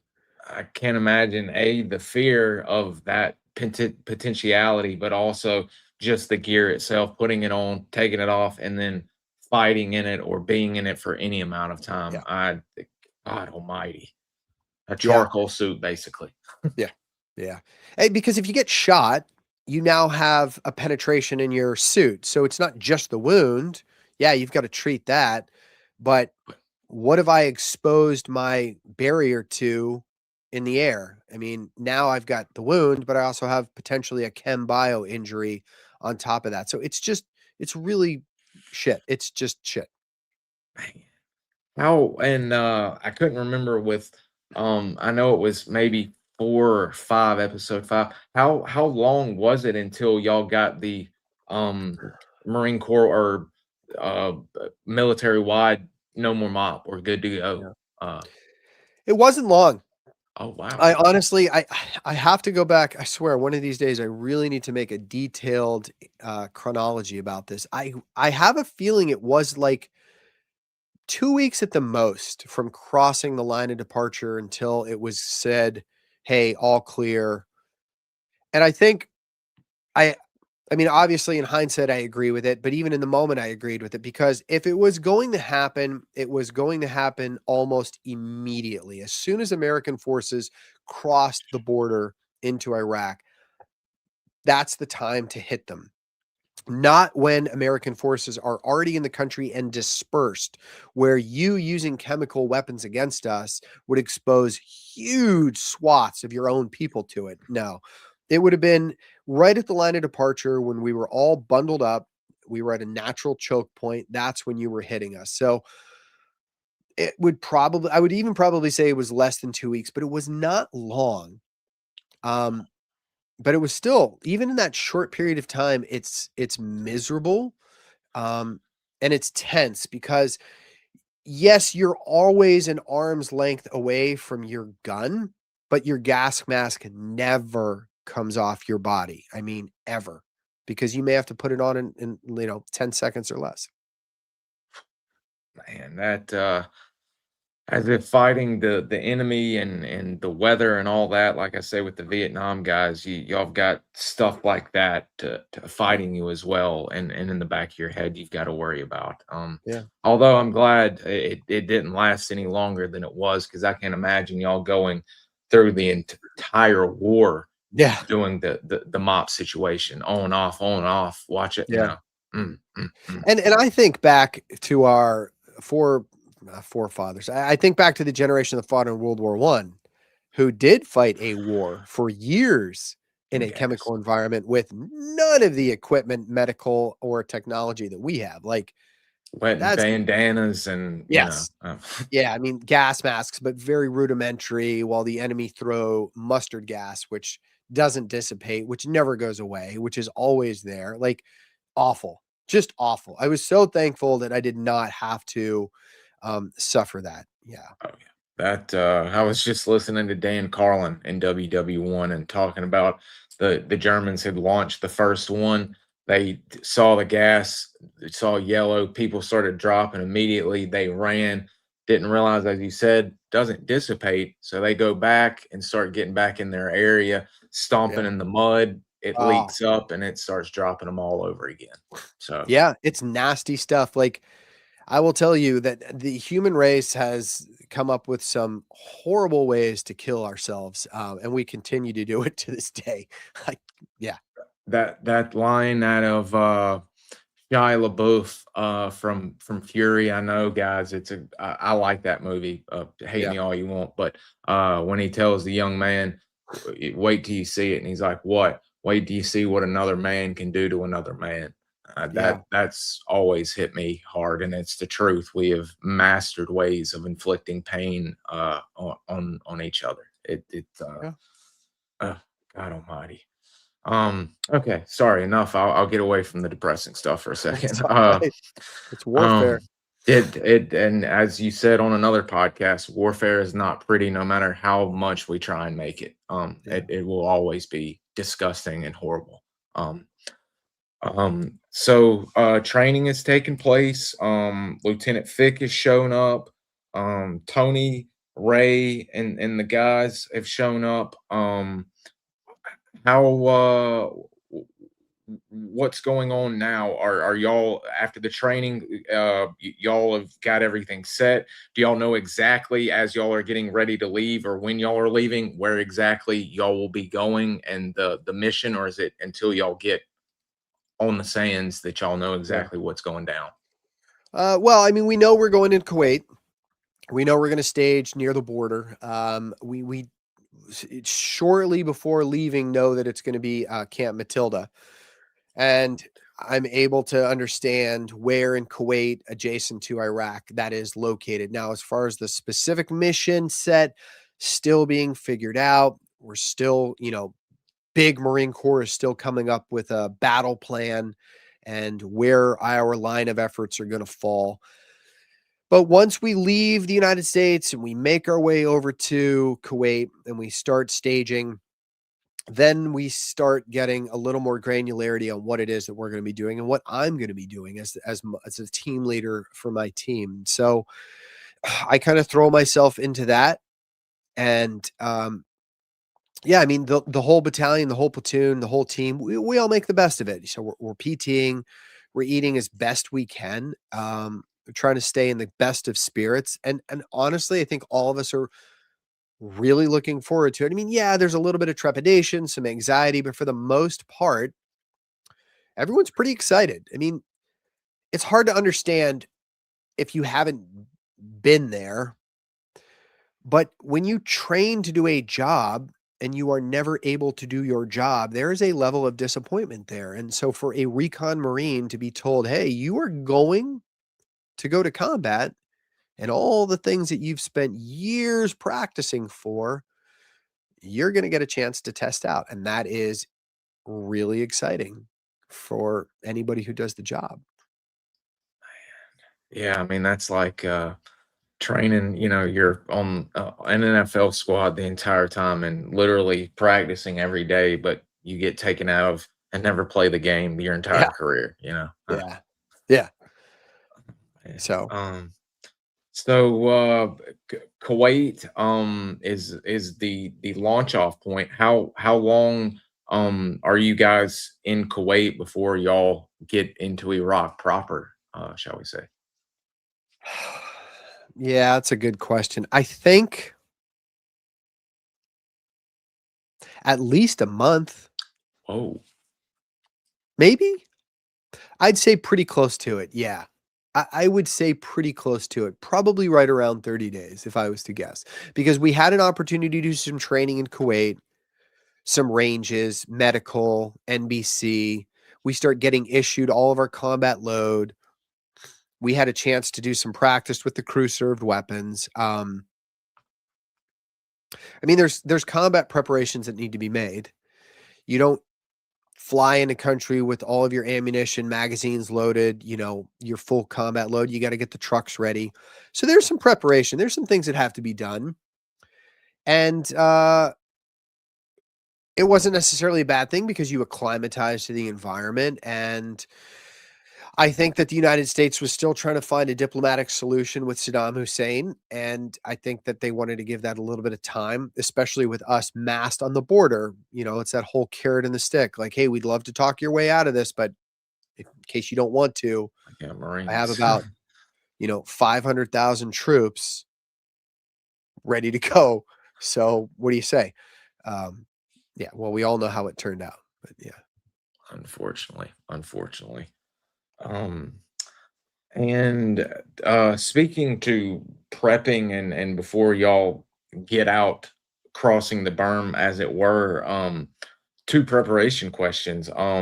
One, woodland camo, where y'all are not in desert camo. What were all of y'all thinking when y'all get y'all's boxes of camo and pop that open and see it's green woodland camis? Yeah. Well, To be so there's a fair, they couple of look different. badass, though, to be fair. I do. I don't think that the Marine Corps had desert mop suits in the quantities that the Marine Corps needed ready to go. I think there was a lot of equipment that the Marine Corps just didn't have. And Rumsfeld said it. It was kind of pithy the way that he put it out there, but it doesn't make it any less true. I mean, you go to war with the army you have, not the army that you want. The mop suits worked. Were they camouflage for the jungle? Yes, but let's not forget the fact that we're driving around in vehicles and we're inside the vehicles with the mop suits on us. So there's not a huge issue with the lack of camouflage pattern. I think if we were to have been completely on foot, I probably would have said something about the desert camouflage not being a pattern, but you could also put things on. You could put a ghillie suit on. You can put a desert poncho over you. There's probably things that we could have done if that was our mode of travel and we absolutely needed to be camouflaged. We would have camouflaged ourselves, but yeah, there were comments. People said some things, especially when Evan shows up and he has a mop suit and it's desert. I'm like, motherfucker. How's Rolling Stone getting this? Yeah. Now he bought his own, so that's where he got it from. But yeah, it was one of those things. Yeah, weird. That is that, and then the great scene from Generation Kill. Skarsgård's like, do they happen to know we are invading a desert country with no trees for the Yeah, for as far as the eye can see? yeah.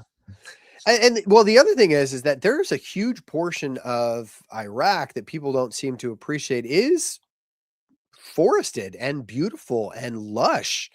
There were many opportunities. Now, this is along the river basins, but there were many opportunities to be in groves and palm fields and grass. So the green woodland mop suit probably would have worked well, like week 4 of the invasion, but weeks 1 through 3, yeah, probably not all right.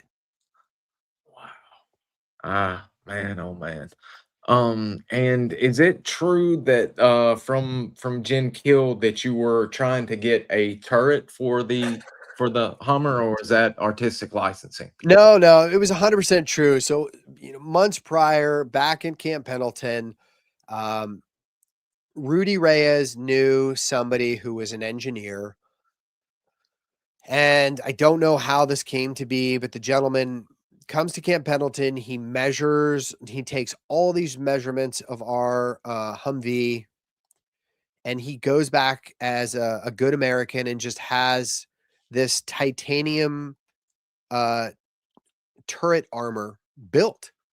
But it's not done in time before we have to leave. So it shows up at the unit, and the unit was supposed to mail it over to Iraq. The whole thing gets screwed up. They mail it, or I don't. Maybe they don't mail it. No, they don't, because they don't think it's worth it. They didn't think it was important.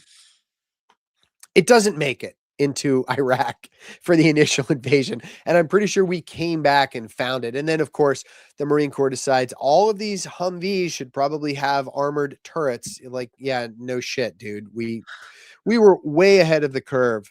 So no, it wasn't artistic license. We had a turret custom made on, now I don't want to say our own money, but on somebody's private dime, and never made it. I was hoping that was true, and for you to again, I mean, y'all were light years ahead. I mean, the thought of them saying it may not have been worth it or the money to send it. I mean, and now literally every vehicle, I Yeah. mean, even the Hummers to some extent have a turret in them. I mean, Yeah. Yeah, Lord of mercy, absolutely. Lord of Yeah. mercy. um, so w- is before y'all cross the berm going into Iraq, is this when the world famous Evan Wright shows up and Yeah. meets the guys, or is Yeah. this in Iraq or Nope. No, it was in Kuwait. Kuwait? I Okay. don't remember exactly how many days before we crossed the berm he showed up, but it was enough for him to sort of get integrated to the platoon, to feel a little bit mm, um, at home with everybody. And yeah, he was assigned to my team. I wasn't upset about it, but I also wasn't super enthused because I was laser focused on the mission at hand and making sure that not only did we accomplish the mission, but that everybody came home safely. We're about to go to combat, and no one knows what the end result is going to be. And I'm prepared for the worst, and I hope for the best. And so having to look after a civilian with no combat experience was not something that I particularly wanted to do. So we talked kind of one-on-one, Evan and and I kind of explained to him in no uncertain terms, basically like, look, the mission and the men come first. If you are wounded, if you find yourself cut off from the rest of us, if you put us in jeopardy, like, you're on your own, dude. Uh, and he was fine with that, and he knew it, and he made no illusions. He wasn't asking to be treated any differently. And we did our level best to make sure that he was baseline trained. He came with a lot of his own stuff. We gave him some additional equipment, some things that he couldn't get, like the 2-PAM chloride and atropine in case of a chemical exposure. But he had his own mop suit. He had his own gas mask. He had his own helmet. He had everything he needed. We explained to him how to operate the weapon systems, individual weapon systems, crew served weapon systems, because at the end of the day, if one of us became incapacitated and it was a fight, I didn't want him to be useless. I wasn't expecting him to fight alongside us, but if he's there and he's an able-bodied soldier, so to speak, I wanted him to know how to use the weapon systems, and so we did that, and a few other things, medical and so forth. Yeah, and then he was along for the ride for the next 3 months. Wow. I mean, is it kind of like at the beginning to where, and you clearly just said you were keeping him at arm's length, but was he kind of not shunned, but until he kind of mentioned, "Hey, I've written for Hustler and this and that," and of course, every young man is that's the golden word to mention us, especially among Marines. But It did opens it doors. take It him? opens doors. Yeah. Did it take him a while, or was he kinda ingratiated fairly quickly with the guys, or I Most of the platoon took to him very, very quickly. wow, Yes, letting the platoon know that he used to write for Larry Flint probably broke down a lot of barriers. Yeah. Um, I still was very professional with Evan for a while. It was not until we crossed the line of departure we were a couple of weeks into the invasion, that I started to accept him, embrace him, like treat him more congenial. But it took me a while, mostly because I had a sense of professionalism. I had a sense of duty, a sense of focus. Um, he was not part of any of that. So to me, he was a distraction for a while. For the rest of the platoon, though, yeah, they took to him. And I'll tell you, there was one thing that he had that definitely turned the tide of acceptance, and that he had a sat phone. and he was not under the same restrictions that the rest of the Marine Corps was for operational security. So it's not like the Marine Corps didn't have satellite phones. It was, no, you're not going to call home. There's a thing called OPSEC. You're not calling home. But he had none of those restrictions. So he would let the platoon, on a case-by-case basis, use his sat phone to call home and say hello to folks. And that broke down a lot of barriers. That the more I hear about him, I've loved his writing with the Rolling Stone, and then of course when he did this, and I was just hoping he a lot of it was close to the depiction. He seemed like a great guy in the depiction. Reading his book, he sounded like a great guy, and it's Yeah. awesome to hear he was such a good guy. And Yeah, it speaking was. of training him for for the bad off chance one of you guys were injured, did he ever have to pick up a weapon and defend himself, or? Nope.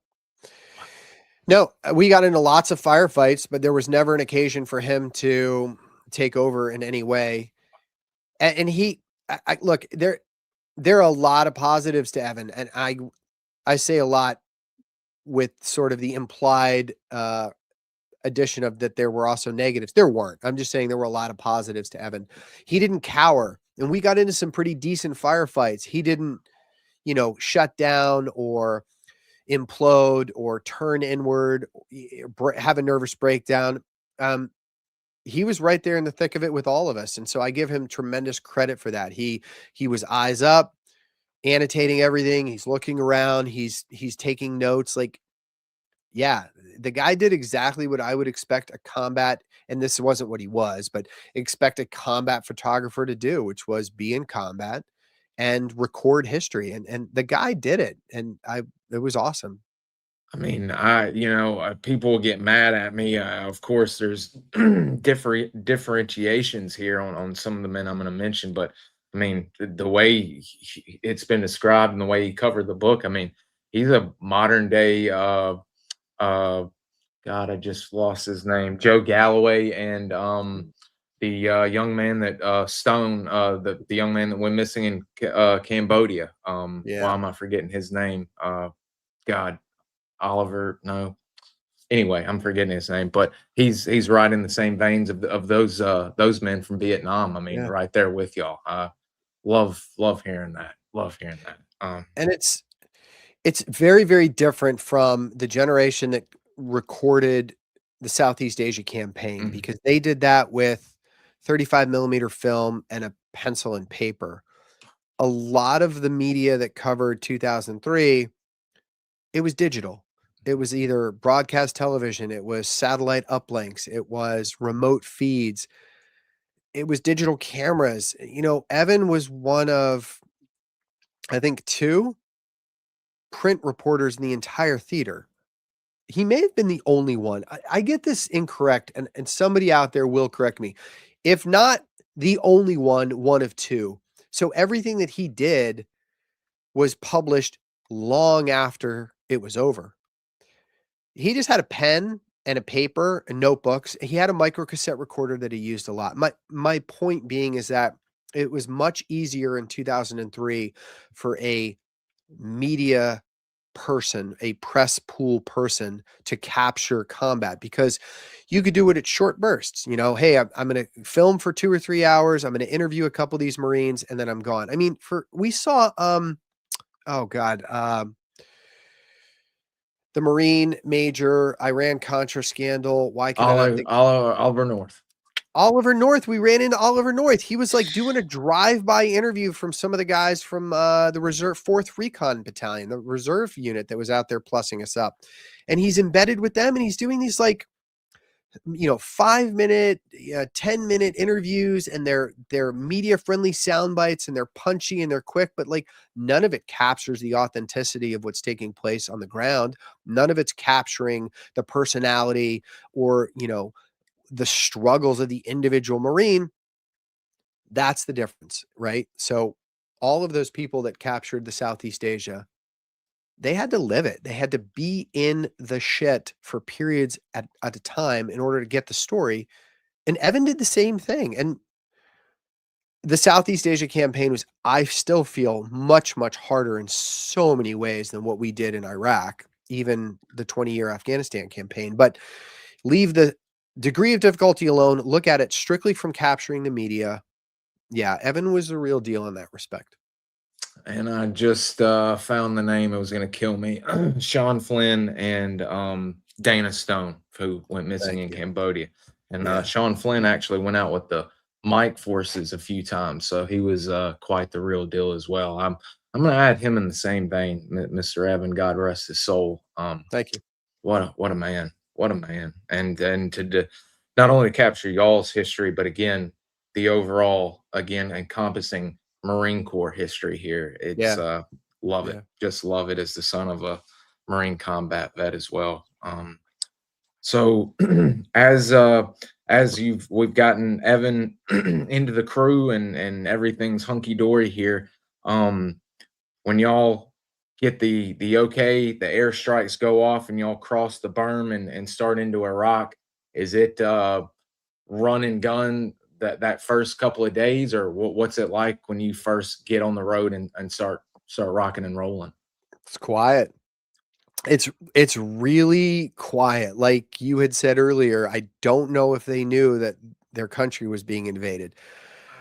We eventually meet resistance, but it's much farther into the country. The first couple of days, it's, crossing the open desert, and then slowly you start to find yourself in, I say the word towns, but towns mean different things to different people. These are mud buildings, adobe. I don't know the construction material, so don't flame me for it, but they're not wood. They're not brick. They're a lot of mud buildings. Little kids, old men.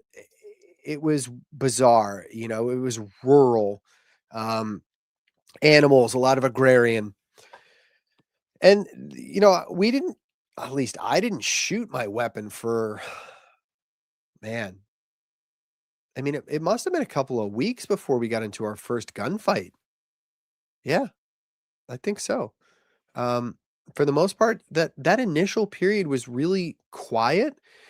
We ran into people who surrendered to us. We ran into, some Iraqi military that were surrendering, picked up weapons and simple things like that. But now it was pretty chill for a while, and then it wasn't. But that's how things go. That'll be warfare for you. Yeah. The were y'all, I thought I remember again going back to the series, there was a cache found. Were y'all finding large weapon cache still set around where y'all were going Yeah. through when y'all were getting surrendering Iraqis and such? Yeah. Yeah, there was a lot. There was a lot of weapons recovered, but I mean that's to be expected. If a large military basically either deserts or surrenders, all of those small arms are going to be with them. Um, so that wasn't anything that didn't expect to see. Yeah, I don't think anything stood out on that front. And from a historian standpoint, as a weapons enthusiast, I was like kid in a candy store because there's all these different Kalashnikovs spanning decades of different countries and beautiful examples. And I would have loved to have been like, oh, I'll have that. I'll take that for my collection. Yeah, you can't get away with that. So many weapons I wanted to bring home. Man, I always I enjoy seeing the Vietnam guys that managed to bring home all the stuff they did. It's Oh, so and I jealous. can only imagine you guys with the stuff y'all saw, getting some of y'all's collections would have been Yeah. crazy to see. Yeah. And that was a huge difference. So I'm kind of jumping ahead a little bit, but Ah, huge difference between the way that we retrograded from Afghanistan versus the way that we retrograded from Iraq. Afghanistan, it was, get on a helicopter, a plane, a boat, whatever. We went back to the ship. Everything gets chucked into the quad con gets locked. I'll see you in California. When Iraq was done and we were getting ready to leave, it was everyone was in formation, like 4 feet apart. Poncho was laid out. military working dogs, MPs, and they went through everything. I mean, everything. Like all of your stuff, all of the units stuff, the vehicles. And for years, you heard stories of, people putting Kalashnikovs inside the mufflers of their Humvees and welding them in there or hiding them under the seats. Or they brought, like, there was all kinds of stuff in the amnesty box, all kinds of stuff. So different, definitely. No way to bring it home. I mean, not really. With the military working dogs, were they worried about y'all guys trying to bring drugs and explosives and such, or was it just I wouldn't say making drugs, but like anything you're not supposed to have. So, I mean, there was no foreign weapons, no explosives, no drugs in the sense like, hey, if you have fentanyl or morphine, that has to get turned into your corpsman. You can't have it in your own personal stuff. Any explosives that you may have found. People will admittedly bring home a lot of weird stuff. Probably not the the safest smartest way? stuff, right? Like somebody not in our unit, but there was a individual, at least that was what I had been told from one of the MPs, that tried to bring home a landmine. I'm like, why would you do that? So everything that we do in the military, all of these rules, they're because somebody made it have to happen that way. But yeah. There's a reason for it. Oh yeah. uh, was it the same way like that with not necessarily weapon war trophies, but if y'all found like a revolutionary guard No. uniforms or anything, could y'all take that back, or was it Yeah. taken as well? Or No. I brought home a bunch of souvenirs like cigarettes from the factory that Saddam's son owned. Some tank periscope sights. Like, yeah, I was able to bring home some stuff. They were not, it wasn't like, hey, go loot the country. There was a lot of oversight, like, no, you don't need to take that, leave that alone. But little things, propaganda leaflets, the aforementioned cigarette packs, a couple of tank parts, innocuous. Yeah, that stuff wasn't a problem. Uniforms and equipment, that was fine too. good. I'm glad to hear that. I've heard some horror stories of guys from SOG and Force Recon deroasting and either non-recon guys, but people in the unit, support people, stealing their stuff as they're getting ready to go, trophies, SKSs, Yeah. VC flags, NBA flags, or people, Air Force at the at Natrang or Tan Son Nhut, and they would just say, "Oh, you can't carry this back," and would take it all. So I've Yeah. I've heard horror stories of that. I'm glad to know y'all got Yeah. y'all stuff at least. Yeah. Yeah. Um, guys, great questions. We'll be getting to them here shortly. I was going to save them to where we didn't hit off our line here. One of the viewers that was not able to ask or watch live today was curious about, were there, as y'all started getting in country more and more, where fighters were popping up, were foreign fighters an issue at this time in Iraq already, or Yeah. they Oh were? yeah. Okay. Oh yeah, absolutely. Yeah. Yeah, we got into a firefight, and then when we did a battle damage assessment, or I don't know, basically just policed up the bodies, they all, lot of foreign passports, a lot of Syria, Iran, some other countries. Yeah. And that's it was the dinner bell to any jihadist who wanted to get their war on, like, hey, the Americans are in Iraq, right in your own, neck of the woods. Come on over. Don't gotta travel and free Yeah. ticket here. That's right. Yeah. So there were a lot of foreign fighters in Iraq in '03. Dang, already. I mean that and as you know, firsthand, it would only get worse. That's right. Geez. Yeah. Um, did and I was curious because in the series it pops up later on and it's a bit of a craziness, although I've heard, especially from the GWAT and some of the Vietnam guys, the CIA could be some of them could be pretty hardcore, heavy duty, good dudes, and then others could be look like they are out there playing war. Did y'all have any CIA attached to y'all, or any help with intelligence? within the Recon Battalion, or getting any help from the CIA at this point in time? No, there was a paramilitary officer in Afghanistan assigned to the Marine detachment at Camp Rhino. I only saw him a couple of times. The 1st Reconnaissance Battalion in '03 had none. There may have been at the division level, and if so, I mean, I never had any interaction. I know that, the national intelligence architecture was involved in Iraq in '03, as you would expect, right? I mean, you take intel from any organization you can get it from, but we had no direct attachment in a supporting role. And honestly, there probably wouldn't have been any point. We moved too fast. We would have eclipsed any intelligence. It wouldn't have been fast enough for us.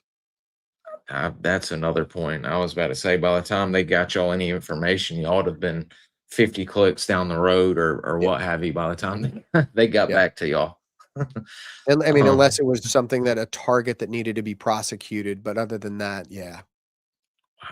wow. During this time, did you ever get to cross paths with General Mattis? I saw him briefly during this period.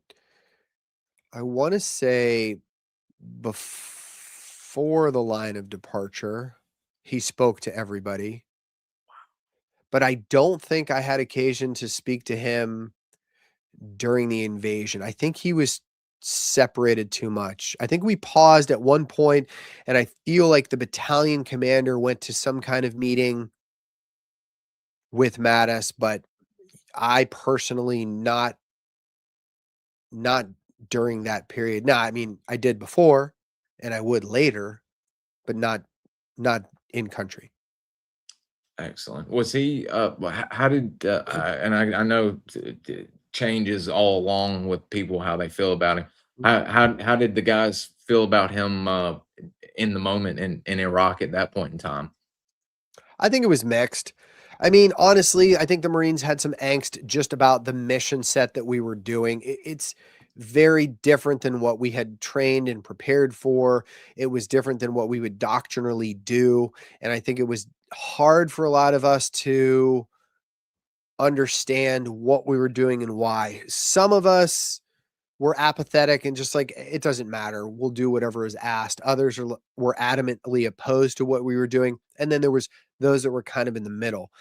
Um, you look at it operationally, you look at it tactically, you look at it strategically. It depends on what lens you're looking through it as to what your opposition to it would be. I'm not going to question Mattis. I didn't then, and I certainly wouldn't now. There were a lot of things that he did that I thought were brilliant. I don't know if I would have done anything differently. I'm sure he would have.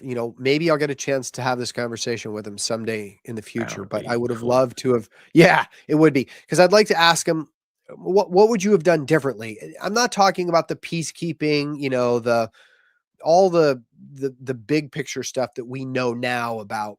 There were no WMDs, probably shouldn't have disbanded the Iraqi army, probably should have handled the entire campaign. Okay, that's fine. But I mean, tactically, would you have gone this particular route? Would you have feinted over here and thrusted over there? Well, that's what I would have loved to have asked him about, as he controlled an entire division. But I mean, the guy, there were a lot of things that he did so well. And for example, he wanted I think it was a funnel. Every 2 Marines needed a funnel. I was like, what the fuck do we need a funnel for? Well, he calculated, or maybe if somebody on his staff, it was always attributed to him. There was X amount of water that would be spilled from a 5-gallon water container into a canteen to refill each Marine's water. And if you could use a funnel, you could prevent that spillage from happening. And he calculated, like, you know, this many water trucks wouldn't be needed if every other Marine had a funnel. That's pretty cool.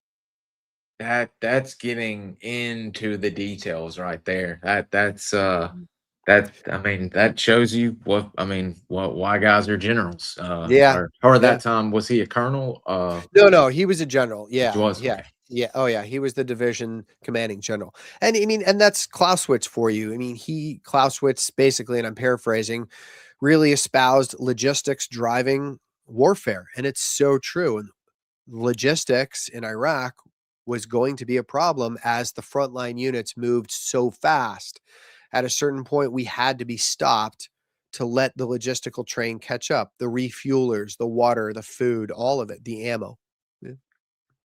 That was and the series does a good job of showing how quick y'all are in front of the supply and all of that. And it's just like, good Lord. I mean, y'all are blitzkrieging Yeah. through the desert. Oh, truly. Is is that Hitman or Godfather, I mean, right here? Yeah. Yeah. Fernando. Yeah. Fernando. Okay. I'm so bad with The, some of the that's names. that looks like the actor. That Okay. I don't think that's the actual. Yeah, that's not the genuine individual. That is the actor that portrayed him. Okay, I was just fixing to say if that's him, they casted all of y'all perfectly. But Yeah. okay. And was his voice really like that? Yeah, Godfather. he had throat cancer. He wasn't a smoker. He just bad luck. So he had God, throat cancer and they had to operate on him. And so he did have that kind of a voice. wow. I love it. I hate he went through cancer to receive that cool, gnarly voice, but wow. Godfather, this is Godfather actual. Yeah. Yeah, it definitely played into the show. I can tell you that. Yeah. In all honesty, if you don't have Generation Kill in your top 3, 5 military related shows, I don't know if I can talk to you, to be quite frank. um, there was two interesting photos as we're here getting through your line, and I'm sorry had you here 2 hours. I Oh, told you no, this I don't thing. care. I'm all yours, my friend. Whatever you'd like to discuss. Appreciate that, man. Yeah. And I've been trying to find pictures of Ray. Is this Ray in y'all's Jeep? No, Okay. that is Rudy Reyes. Oh God, that's young Rudy. Yeah. Yeah. Holy cow. Yeah.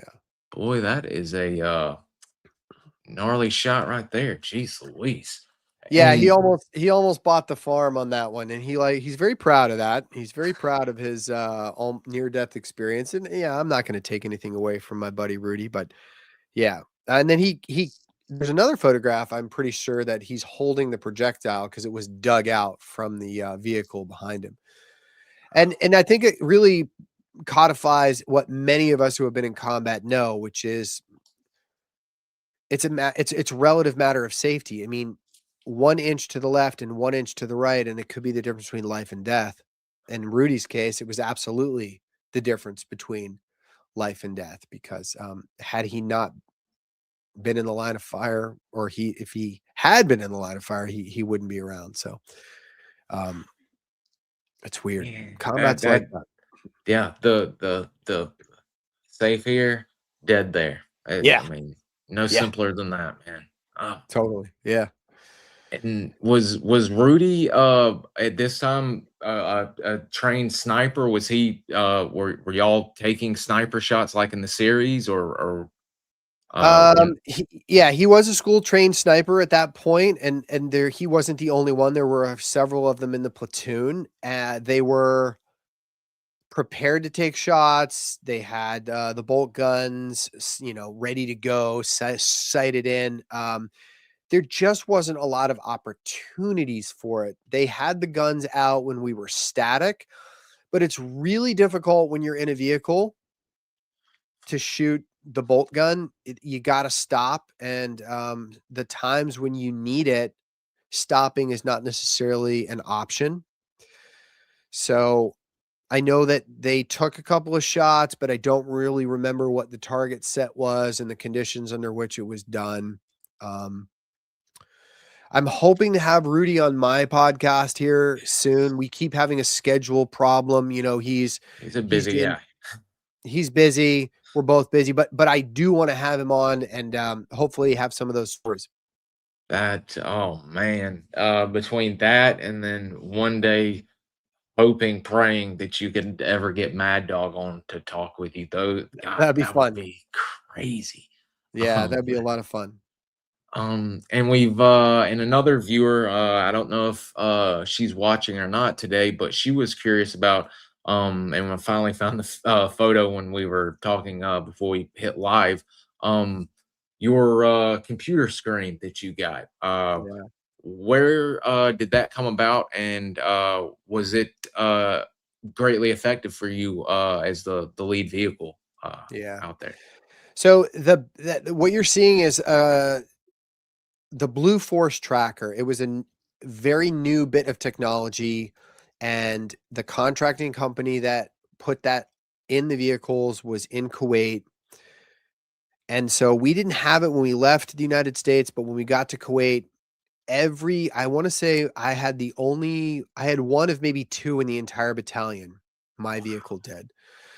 And I mean, of course, now Blue Force trackers are ubiquitous, but back then in 2003, it was brand new, and it was a battlefield situation computer, but it did so much more. It was linked to your radio, it was linked to the GPS, and it allowed you to see in real time all of the friendly forces. So, the vehicles had transponders, and the transponders would let you know where all of the other friendly forces are. And then because this overlay was a touch screen, this computer screen, you could do a lot with it. You could set up a fire mission. You could set up a close air support mission, a medevac. You could do an HLZ report, a troops in contact report. It's a battlefield situational tool, but it's also communications.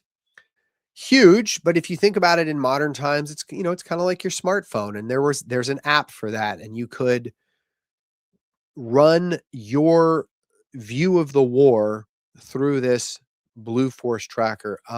And yeah, it was nice. It was good. It was a good tool. I don't think we used it to its full potential because there just wasn't enough BFTs, but I could see units on the other side of Kuwait.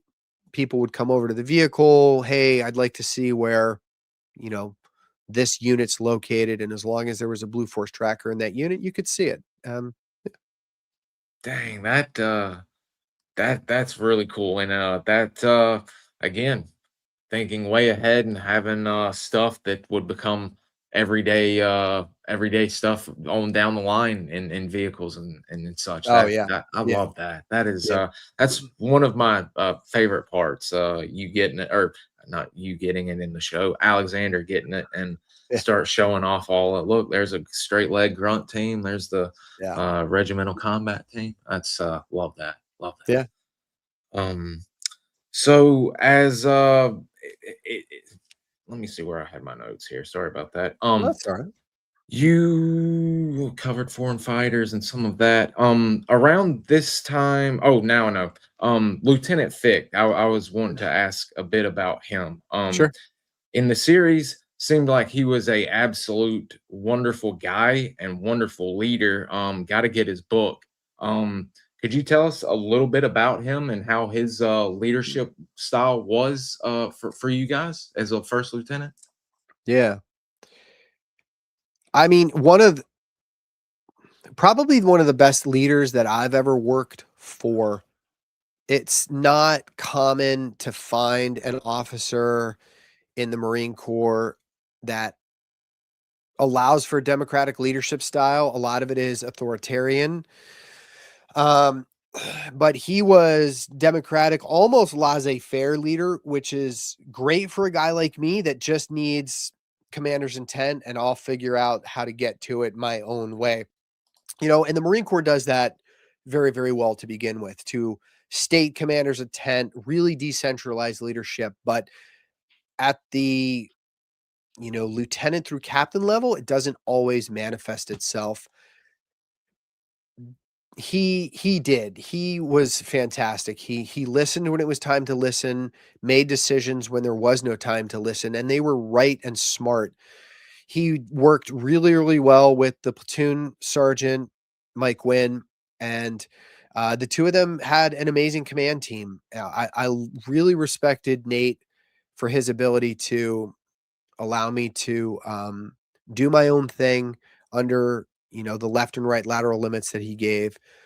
And he was really smart, just a really smart guy to work for, a genuine individual, personable, not standoffish. A lot of officers really go to great lengths to separate themselves, and with good reason, right? You don't want undue familiarity with a group of men that you may have to send to their death. That sucks for both parties. But he did a really good job of being human, being personable, being approachable, and not tipping over into unprofessional fraternization. I really don't have a criticism of the guy. I talk to him to this day. I'd love to have him on the show sometime. I probably will. He's another gentleman it's just hard to nail down schedules for the two of us. But yeah, fantastic individual. I think he should have stayed in, but then also I'm glad that he didn't. He's one of those people that I think the institution would have really ground down, simply because he had a lot of idealism, and the military doesn't do real well with idealism. It doesn't. Man, and then I was looking at his Wikipedia page, and my God, yeah, he has got quite the career after the Marine Corps. Dartmouth, Harvard University, MPA, MBA, Office of Cyberspace and Digital Policy for President Biden for 3 years. I mean, good God Almighty, what a guy! Yeah. Retired captain. Wow. Yeah. Smart guy. And a lot of fun. Like just a good dude. I can't say it any plainer than that. Good dude. Seems like, all, but I've at least the Marine Corps officers I've don't know Lieutenant Fick, Captain Fick, but just hearing about him and some of the other officers I know from the recon communities, seems like they have they're really squared away, but also really in touch with their guys, and that seems to be the huge difference maker amongst the guys. Yeah. There's only been a couple that I've had in the Marine Corps that have just been Turds. awful. Yeah, like total D-bags. But for the most part, I've been pretty lucky, there's been two, like Nate Fick has been fantastic. There was another platoon commander that I did a couple deployments with that was like mine from Afghanistan, was also an amazing individual. So I've been very lucky, very lucky. Man, oh man. And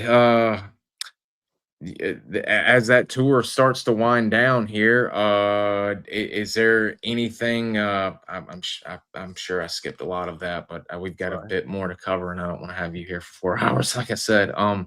So is there anything big as you guys start to leave country there at the end? I believe at the end they've got you running around in your camis with your shirt off once y'all figure out y'all are about to leave country, and everybody's what in the hell's going on with Brad? What's going on? Do y'all just get word like that hey, we're done here, boys, and we're going home? Are you referring to the scene where I run through the wheat field? Yes. Everyone seems to love that. That was not post-conflict. That was actually just south of Baghdad. We had more to go. We kind of pulled over to the side of the road, for lack of a better word. Like, we were going too fast. We had to take a pause. There was a big field surrounded by trees. It was a great place to just sort of pull the battalion over, get into a 360, and sort of have a break. And yeah, I just kind of had a throwback to Gladiator when he's running, he's walking through the wheat field and just brushing his hand over the wheat. And I kind of did something like that, just airplane style. No particular reason, was just being silly. Yeah. Apparently it got legs because it made it into the book and the series. And yeah, I was not on drugs or drunk. I was just having a me moment, I guess. I was just fixing to say that is absolutely. I've seen countless memes of that of the airplane swoops through the field, and yes, people love it. Absolutely love it. I'm glad. I'd do it again if I had the chance. Yeah. And there I thought y'all are leaving, getting ready to go, and hell, y'all are right there at Baghdad, and Yeah. you're Yeah. doing that. Getting ready to cross the river, just looking out over the trees. I'm seeing, fires and smoke coming from Baghdad. There's huge lines of refugees. And then we're just sort of off to the side in our safe little bubble and just chilling. Yeah. Jeez. And that refugee, is that kind of what it looked like in the series of just that long line of folks just fleeing? It was worse. It was Oh, worse because yes, there were people on foot with very little things, but for the most part, they were any wheeled conveyance, any method of carrying all of their household goods, they were bundling it. Like, I mean, I don't know exactly what it would feel like, but if your neighborhood was on fire and you got the call that you had to evacuate, what would you do? What would you take? How much stuff would you throw into the car? What if you didn't have a car? What if it was only stuff you could carry? In many cases, that's what it was. So it was, donkeys, it was horses, it was camels, it was wheelbarrows, towed carts, like you name it. It was kids on top of, mom's shoulders. I mean, it was fucking horrible in that respect, but yeah, tour again, and yeah, thank God you guys. That's what I always love, no matter how hardcore and gung ho you guys can be. The moment y'all see ladies or innocents, children needing help, it just crumbles you, and y'all immediately, go start being what men should do, helping out, yeah, and yeah, that's always a poignant moment for me. That's very sad, but very beautiful. Much respect to all of you guys in the first Recon Battalion for doing that. I can't imagine the horror of seeing people flee like that. yeah. But geez. So as everything gets loaded and packed up, you guys do y'all have to do y'all have to go to Kuwait to leave, or can y'all leave Mm. straight from Iraq now? No, we have to retrograde back to Kuwait, and it's kind of a mix between who's going to be advance party, who's going to be main body, and who's going to be remain behind. All the units that have deployed know exactly what I'm talking about. There's always a small group of people that are going to go first to set up everything at the other end, to grease the skids, to have all of that stuff, worked out. And then there's the main body that's going to execute whatever preparations that advanced party has made. And then there's the remain behind who will come last to make sure that everything is properly brought back, all the vehicles, all the equipment, all the quad cons. So it's kind of a phased approach. And yeah, for the most part, everybody goes back through Kuwait and then gets on aircraft and then flies, here and then back there. And it takes a while, man. It takes a while. Jeez, the amount of miles y'all covered just in those 3 or 4 years, but not just in warfare, but all of the ship, the air. I mean, God Oh, Almighty, y'all's mileage meters must be just rolling over. yeah, yeah. It's a lot. A lot of countries, in the 21 years that I wore the uniform, there has been a lot. And in the time since then as well. I've seen a lot of the world and been a witness to a lot of unique experiences. Ain't that the truth? Ain't that the truth? And speaking of foreign countries, is this the around the time period, I should say, that you do your exchange program? Yes, it is. So I got back in, I think we got back from 2003. And then April of '04, I was gone and left to live in England for the next 3 years as part of an exchange program. Wow, 3 years. Yeah. And we recently had Tip Cullen on from the Royal Marines, and studs, much like you guys. It seems like there's a very, very close camaraderie and a lot of overlap in the Royal Marines and the Recon Community Marines. Yeah. Did with you doing the exchange, do you do like Dick Meadows and Bucky Burris did when they went to the SAS training? Do you go through the commando training and become a British commando in a sense, badged? No, I had the opportunity to go through the all arms commando course, and I was ready to go. And then I had a personal issue happen, and I wasn't able to start the course. But it's not a requirement, but you are eligible to do the all arms commando course. The really cool thing about the British Marines is that the individual British Marine goes through their long course, which is, very long. But then any of the support people that are attached to them, whether that's a logistician, artillery, whatever the case may be, they go through a shortened version of that to prepare them for attachment to the commandos. And that's the one that I was eligible to attend. Unfortunately, didn't come to fruition, but it was a great tour. I have the utmost respect for the British Commandos, probably the finest group of men that you could ask for Did in combat. Yeah, just uh, great dudes.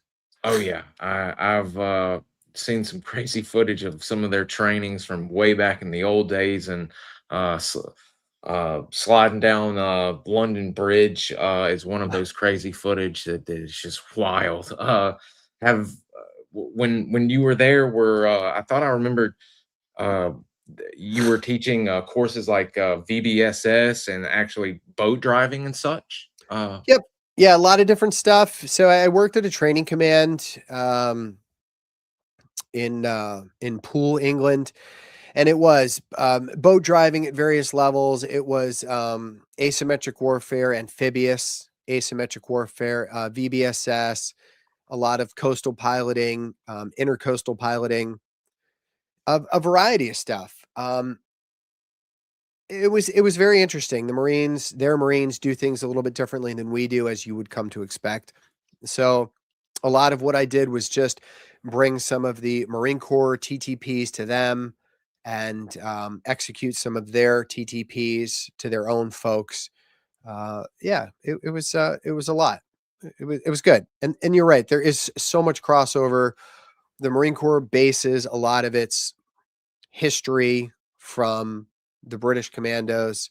Um, so there's a lot of things that I experienced there that I went, oh, that's where that tradition came from. How cool. That is really cool. I do you still have some buds that you still keep in contact from the program? That you Occasionally, I'm very bad at communicating with people. So um, I know they're out there, and I need to communicate a little better. I still have contact information, and I would absolutely break bread with them in a heartbeat, like no time had passed at all.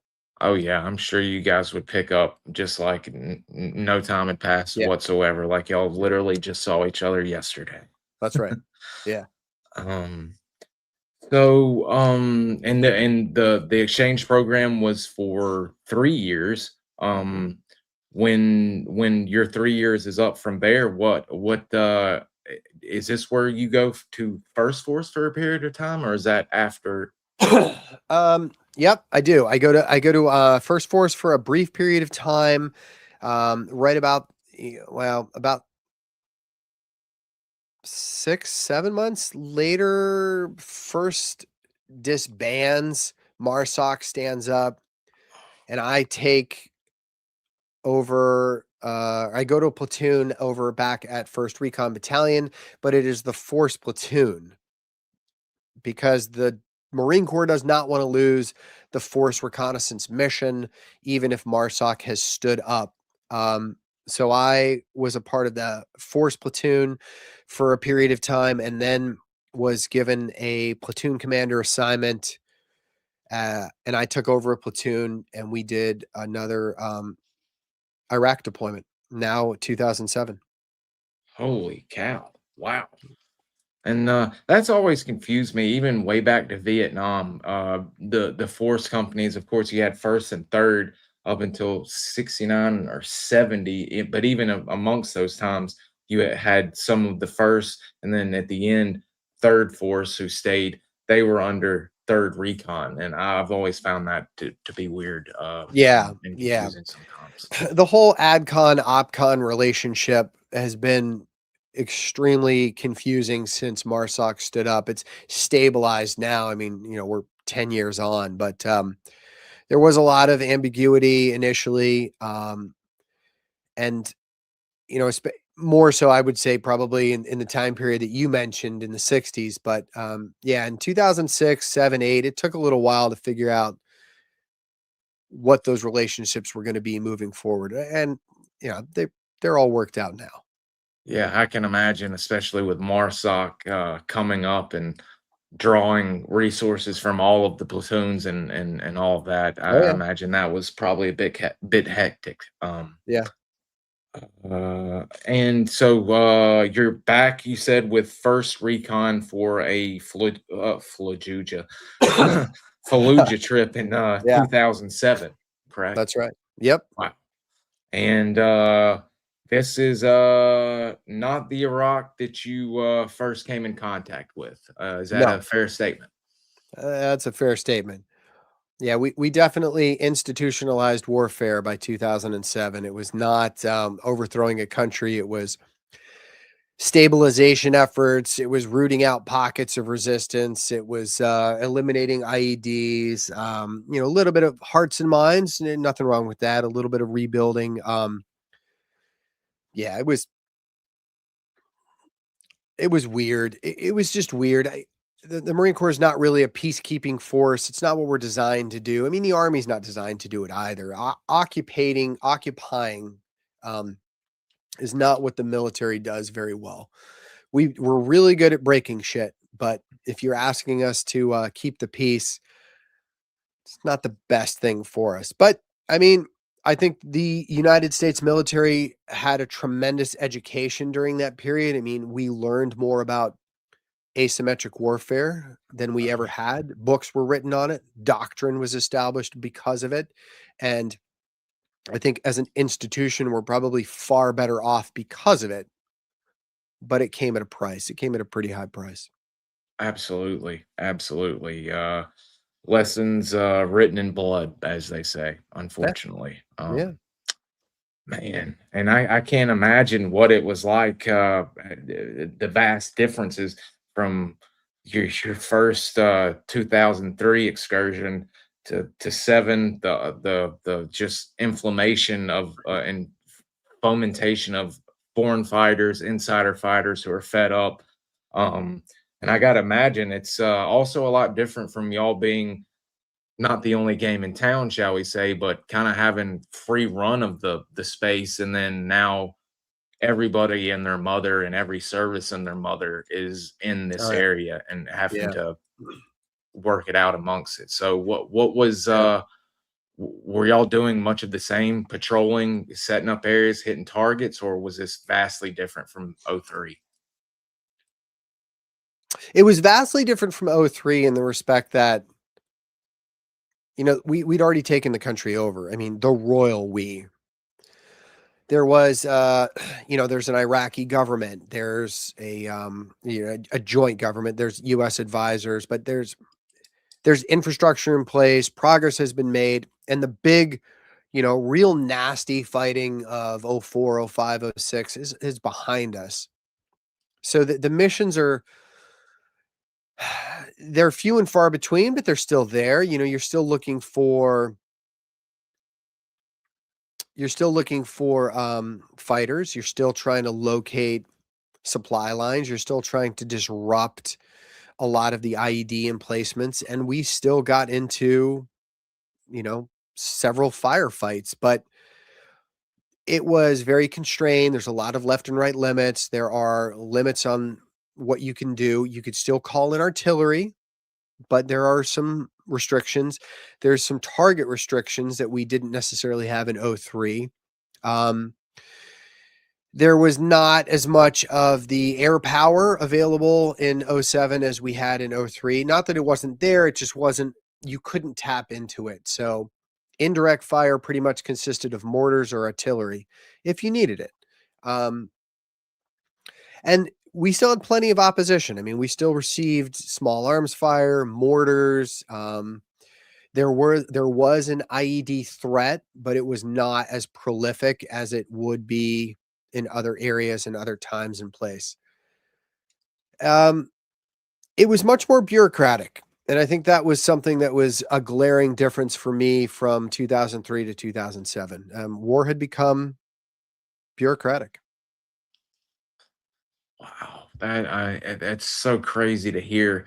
I mean, 4 years in warfare is a long time, but just hearing Yeah. the vast differences is not only in the warfare, the tactics, but also what's going on with our government and the head honchos of the various armed forces, trying to get their groups in and doing what can be done. Yeah. That's yeah, that sounds tough. Sounds very tough. Yeah. Did you have a good squad of guys with you this go round? Was it Um, so I was a platoon sergeant. So I was a senior enlisted. I was an E7. There were some issues. Our platoon commander, who originally deployed with us once we were in country, left for a personal reason, which was really rough, because I worked very, very well with that individual and I liked him. He was a good officer, but he was just a good dude. It was going to be a great deployment with somebody like him. And the person that replaced him was very hard to work with. I did not get along with him. I did not particularly like him. I don't think the platoon liked him either. And it made it really rough. I also didn't get along with the first sergeant that was in the company at the time. Yeah, so was not fun for me, but it was still good. I mean, I still enjoyed the leadership. I still enjoyed the Marines. I had good platoon team leaders. The Marines were great. Everybody worked hard. You know, yes, I had my 10%, but it wasn't terrible. I hate hearing that, especially not only losing a solid guy and then getting Ah, a turd, if you will, and then I believe you said your first sergeant also not having him on your side or him being a bit of a turd. yeah. That's no good as well. I can Yeah. see why that was a bit of a pain in the ass, to be honest. I hate to And hear I that. mean, I don't wanna put all the blame on the first No, sergeant. I mean, to be perfectly honest, I had been out of the Marine Corps with the Commandos for a couple of years, so the Marine Corps changed a little bit, and maybe I didn't change. I've always been very outspoken. I've always been very candid. I call a spade, so I'm not going to just drink the Kool-Aid.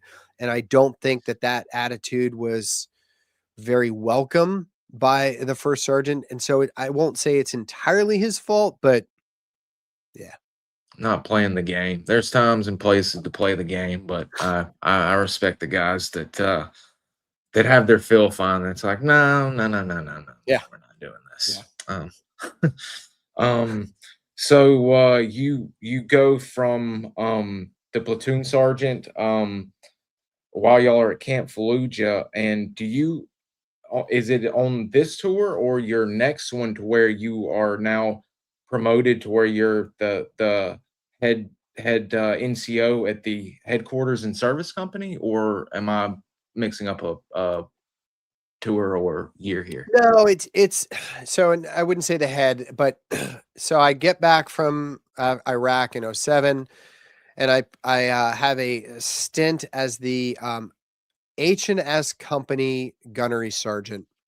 Um, which is a training role, somewhat administrative. Um, But it's a desk job. It's something I've never done before. It was new. I did the best that I could with it for the time that I had it. Didn't hold it very long, and then I picked up a platoon to go out on a MEU as a platoon sergeant. So now we're talking 2008, and we deployed in 2009 on ship, and this would be my last deployment, and it was a great way to go out, not as my ending my Marine Corps career, but as a deploying Marine. It was a great bookend for me. I had a great platoon commander, a wonderful group of guys, and had a loads of fun on that deployment. Is that the one we spoke about earlier when you went to Cobra Gold and all of that? Or was this a later different one? No, this would have been a later one. Cobra Gold was Oh, 97, 98. wow. Yeah, Okay, there we yeah. go. Oh, was it this one? Did y'all go to Malaysia on that Yes. one? Yeah. Yes. Okay. Yep. Was Yep. that did y'all attend jungle school or train in the jungle, Malaysia Yep. jungles? Yeah. Yeah. We spent a period of time in the Malaysian jungle with their Malaysian reconnaissance unit. That was tremendous. That was like such a learning experience. I had a lot of fun with that one.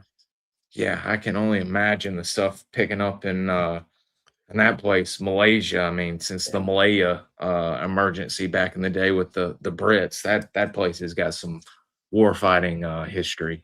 Oh yeah. Yeah. And that's, proper jungle. I learned everything I knew about being a recon Marine in the jungles of Okinawa.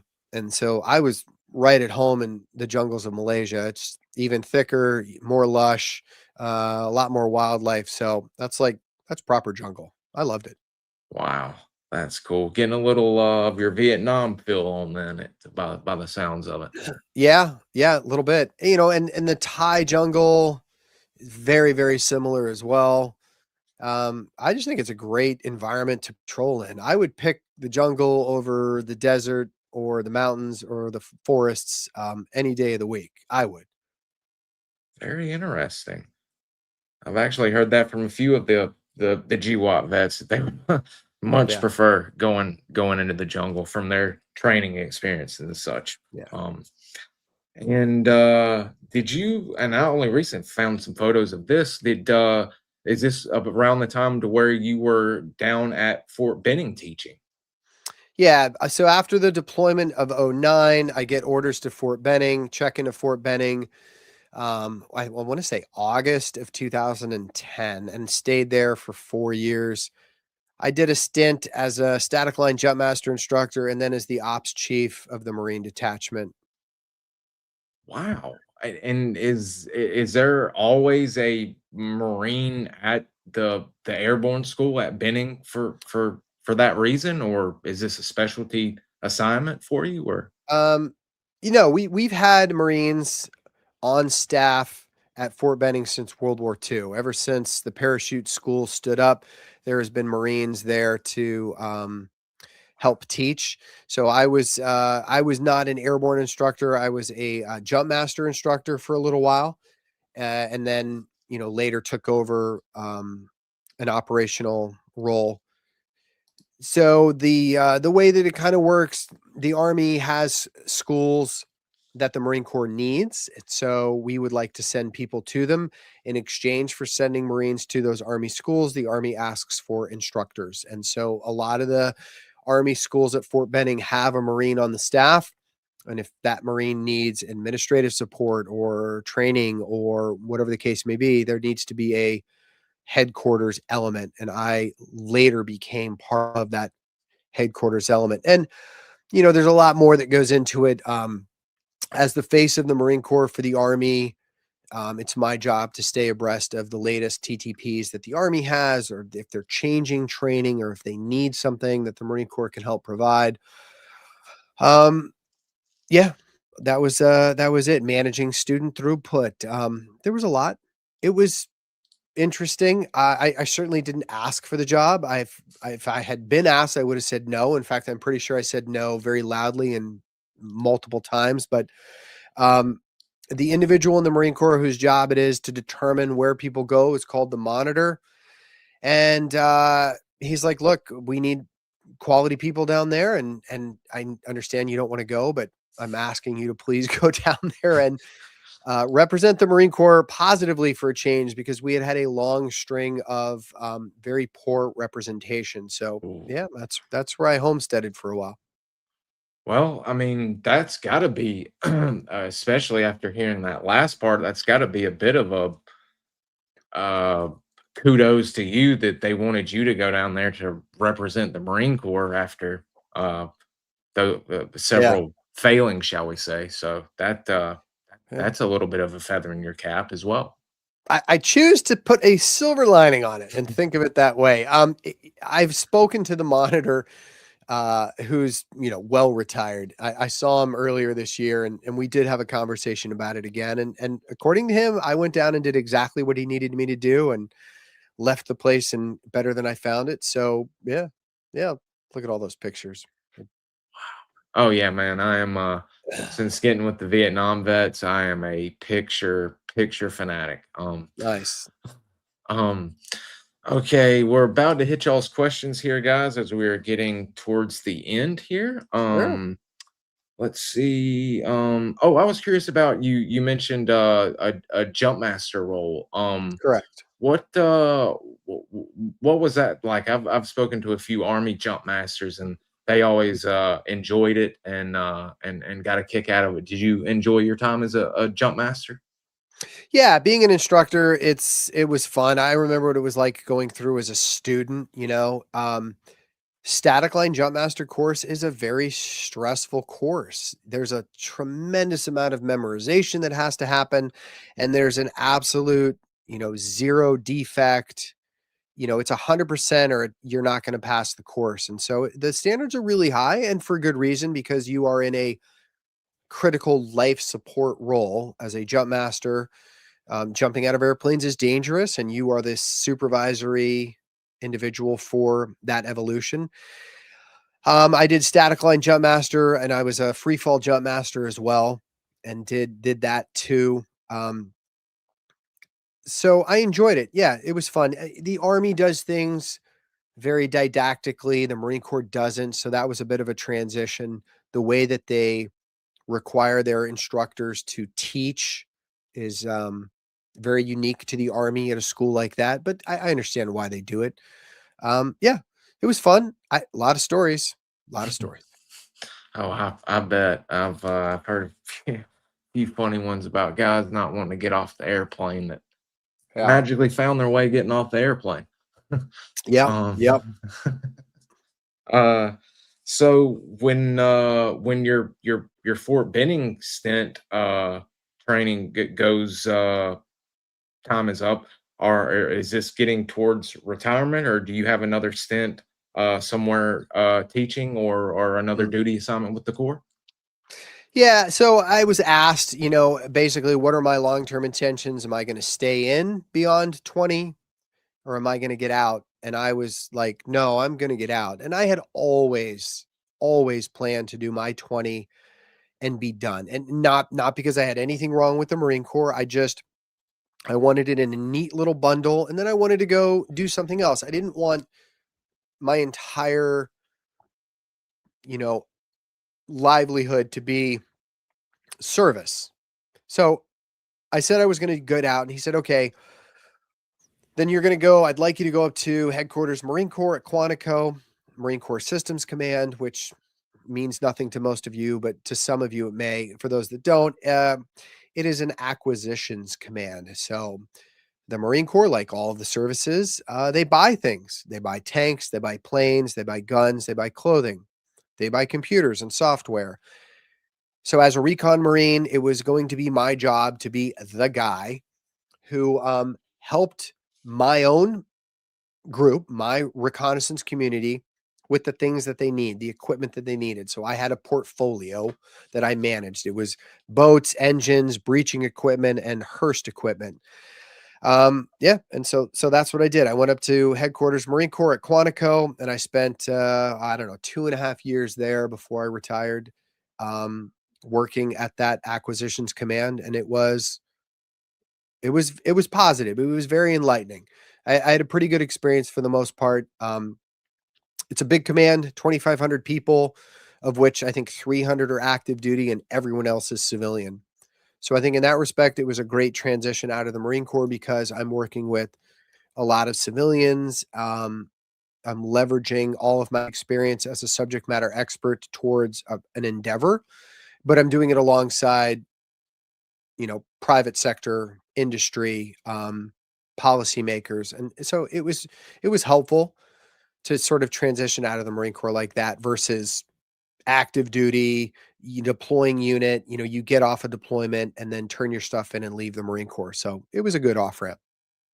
That does. That sounds. I've always been interested about guys immediately leaving or coming back from war, like WW2. You're on the ship with all Yeah. your guys coming back together, time to decompress, and guys not really having time to understand what all is going on, and they're on their way out the door. Yeah. It seems like, I guess maybe now we're getting y'all. The military is getting a little better at it, but I've A little always bit.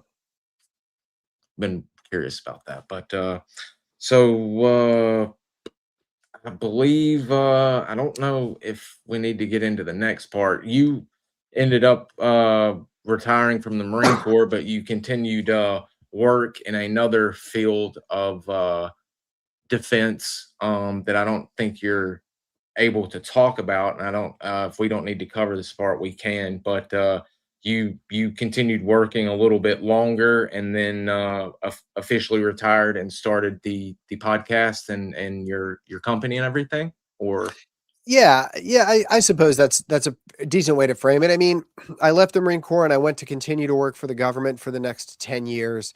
oh, Um, and I enjoyed it. It was great, great people. Deployed some. I did education and training, and it was a lot of fun. And I had a lot of ideas on the podcast, but the timing just wasn't there. And my partners on the project were not able to participate yet.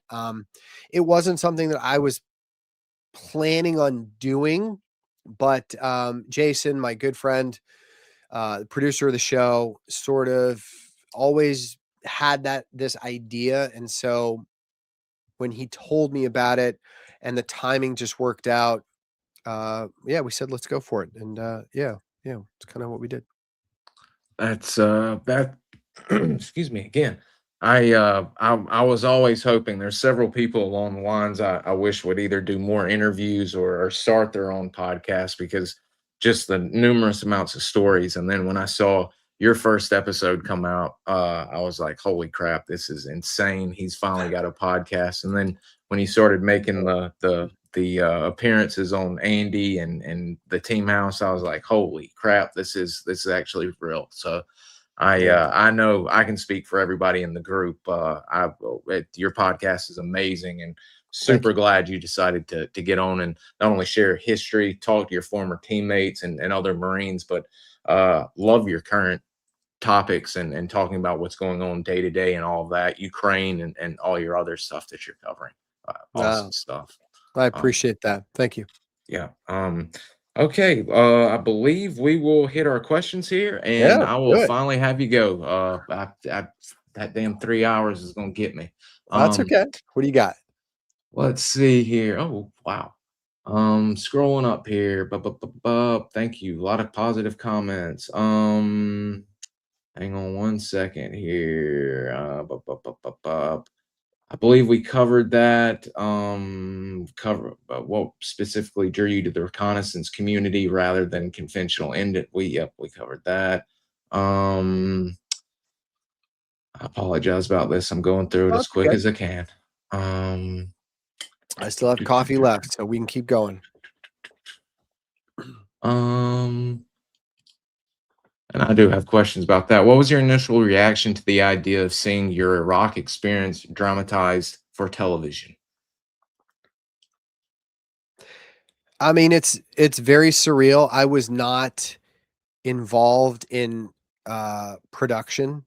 I was involved in some post-production stuff, but yeah, it was weird. Like, it's hard to explain seeing your behavior, mannerisms, speech all dramatized, doesn't matter. Um, on screen it's yeah, it's really weird. I mean, clearly Alexander did a fantastic job. I wish I was that tall. I'm not. Um, and I think he did an amazing job of really capturing me without ever having met me. So kudos to him. Not everybody got the same treatment. Talking to some of the other guys in the platoon and like watching the show, I'm like, oh wow, you really turned it up to 11 with that guy. So yeah, I mean, I was flattered, I was humbled. I was for the most part pleased, right? Like I don't have any huge criticisms, mostly because Alexander he did such a good job. That's awesome. I was hoping because I thought even though I had not spoken to you or met you, from what I've heard, seen pictures of you and all that, he really knocked it out of the park.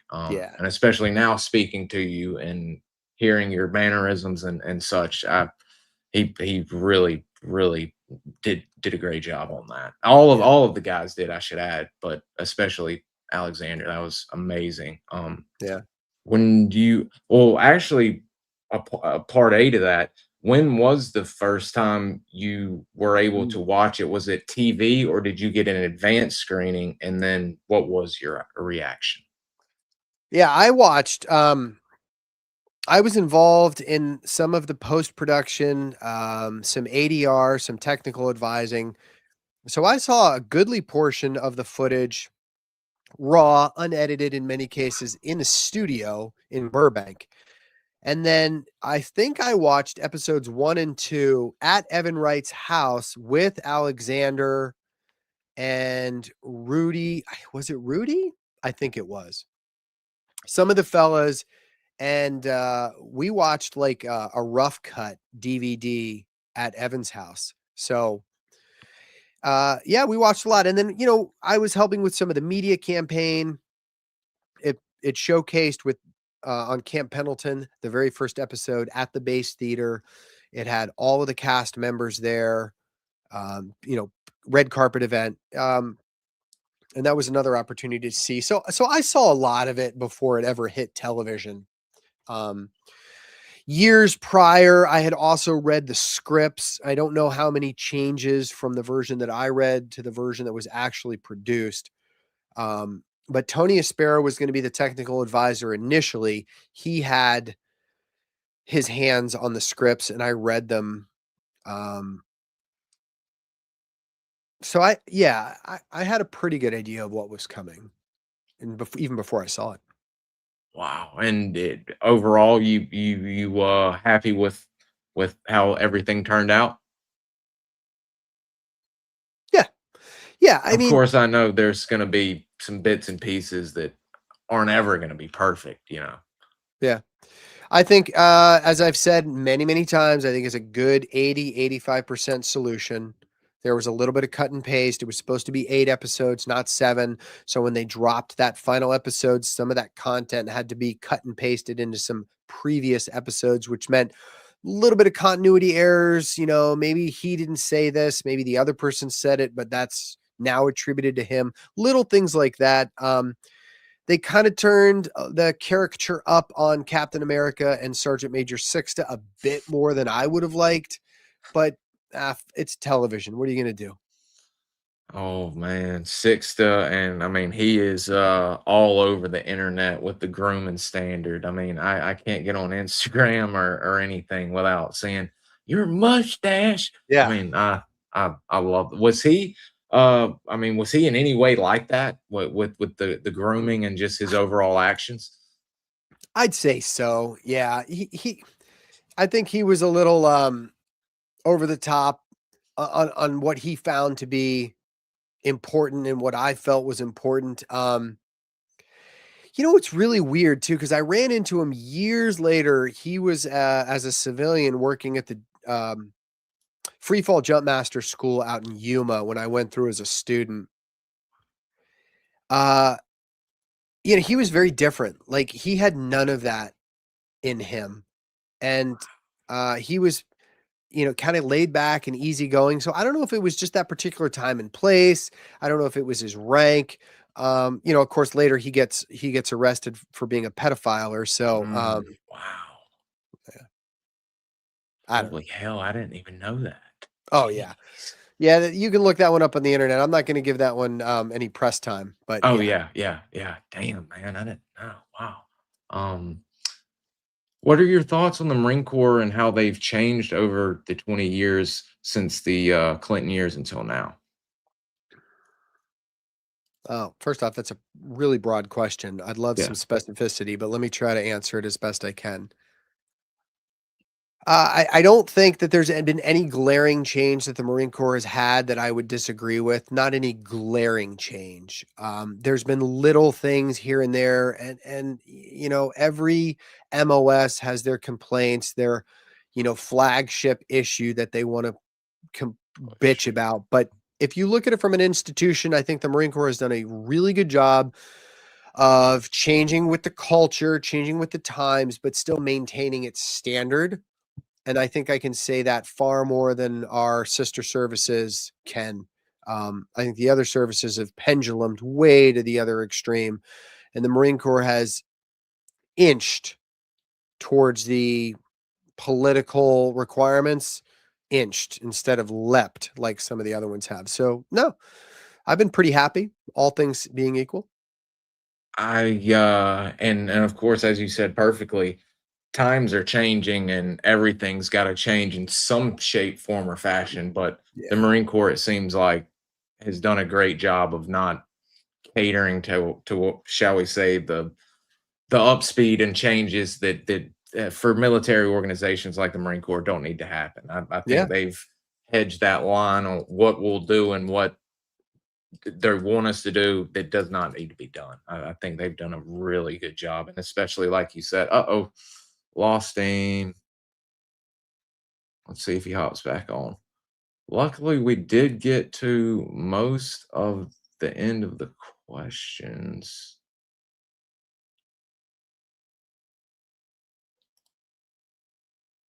Yeah, glad to have you, Joe. Um, we'll see if he hops back on. Let me email him a link in case he deleted it.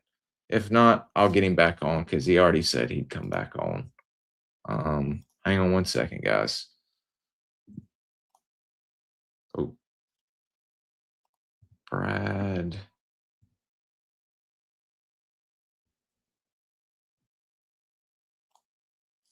Well, I'll be dang. Let me see how many questions we had. It's a big shift when you're making your house sport. We are. Yes, absolutely. Yeah. That when I'm talking to these veterans, Evelyn, that anytime I feel like, oh my God, I'm doing bad or I'm not making money or whatever, all you have to listen to is these vets talk about people they've come in contact over in foreign countries and all of that.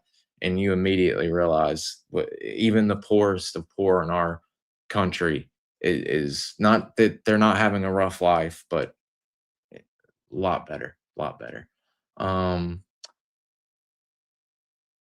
Dang, Joe, you had a good question. I'll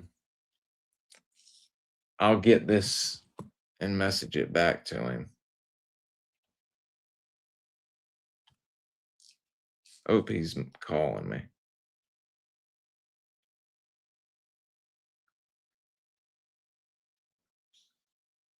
Okay, guys. His secretary is calling me.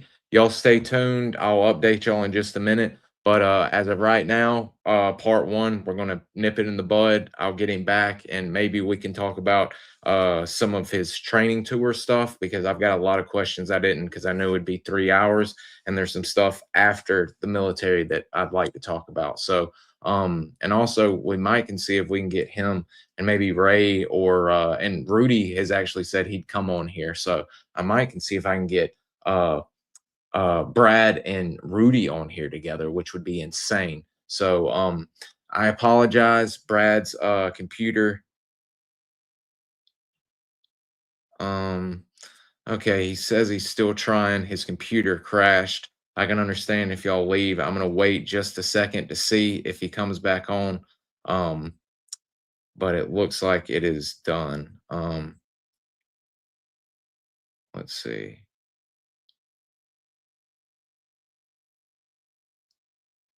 Okay, let me just He's trying to get it back up now. I'll wait just a second.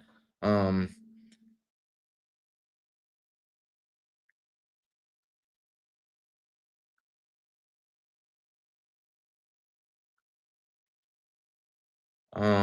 I'm gonna tell him now. Maybe I can get him and Rudy on together in the future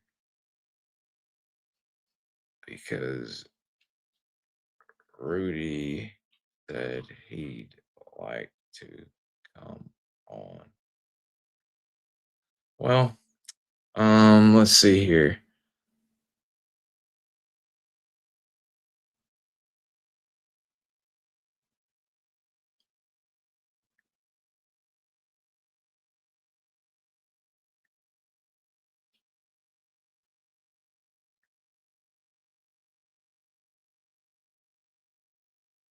And for the most part, guys, we did cover all that I wanted to cover. There are a few more questions I hate we didn't get to. We'll hold out for just a second.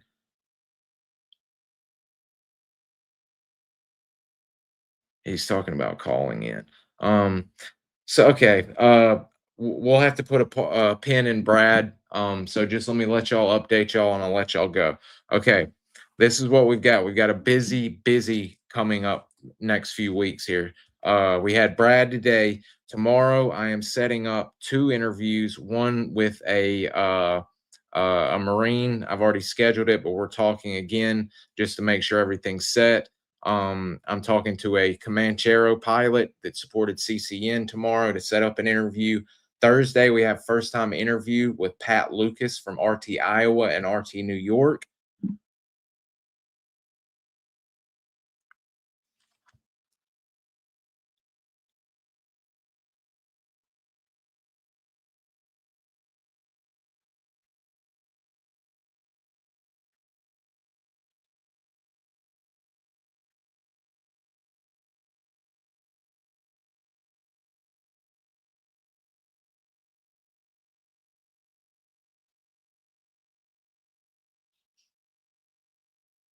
We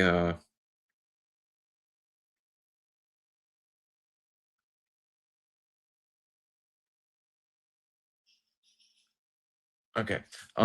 So that's gonna be his first public interview. And then I finally got back up with Asante Raider on Mr. Tom Yeager, who is also at FOB2. We are gonna be doing we're not gonna do it live. He wants to do it where I record it and edit it because he wants to have his thoughts straight and all of that. But we are recording Friday morning, and we're gonna do that to where we're talking about the Sante raid in its entirety. I'm still trying to get him to talk about his time at FOB2 with Bob Howard and Joe Walker running the Hatchet Forces and then running RT Kentucky. So we are working on that. I've got Mr. Lee Swain, who is on the same operation. I'm talking to him Saturday, and we are setting up an interview to where he can talk about this.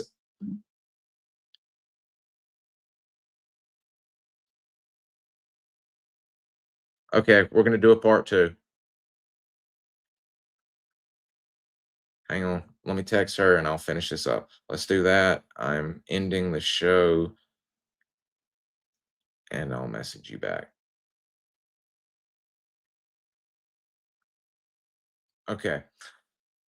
So, all right, Mr. Lee Swain, who was on the same operations as Tom Yeager, but this was his last operation. He's the man in Joe Parnar's books that got his leg shot off by bullets. He was with Joe Walker and Bob Howard. He was actually in the field first, hooked up with Joe Walker when they got ambushed, and him and Joe were in the field for quite a while. Gonna have him talk to him the 15th, and then we're gonna see about setting up a live interview for that. Yes, Frank, we're gonna have Tom on, a Distinguished Service Cross winner in SOG and a Silver Star recipient in for the Sante raid. We do have an Air Force PJ. I don't have that set up yet. I'm still waiting for the veteran to get back, and he's going to set that up with us so we can have him on. Justin Sapp, the first Green Beret in Afghanistan with CIA Team Alpha. We are having him the 19th at 11 a.m. Eastern, 10 a.m. Central, 10 my time. And I have got a Ranger from 275 on the 20th that did a combat insert, static line insert into Afghanistan. And Doc Norton, I forgot about that. He's wanting to come back on. Spoke to him last week, as well as Rick Rabbi. Both of them are going to come back on. And the 24th, we are going to have Michelle Allen on, the daughter of John Allen. Michelle and Tony are going to come on, and we are going to cover the life and history of Mr. John Allen, FOB 1 vet, FOB 4 vet, and CCC vet. Outstanding man, medals galore. Should have earned the Medal of Honor for his ST Alabama mission. We'll cover all of that. And I've got an interview set with Brian Lokes. He's a old school vet that served with Joe Parnar. He's sending me his photo collection.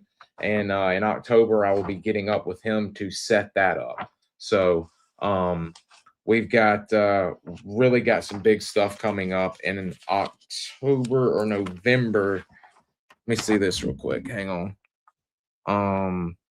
Oh, Mr. Howard Sugar is going to be coming back on to cover his entire career, not just the Halo, because we kind of only covered the Halo. So we've got a big rest of the month, and then I don't want to spoil the surprises for next month and jinx it, but we've got some big stuff. And I've got another vet, Don Bendel, who is a karate expert, jiu-jitsu expert, who was at Doc Peck and occasionally I forgot if he ended up in SOG or worked at HQ, but we've got some interesting shows lined up this month. So I hope y'all enjoyed today. I hate the computer went out, but we dang near covered all of it. We had a few questions, so I hate we didn't get the rest of it, but we got 30 hours of the Iceman sharing with us. So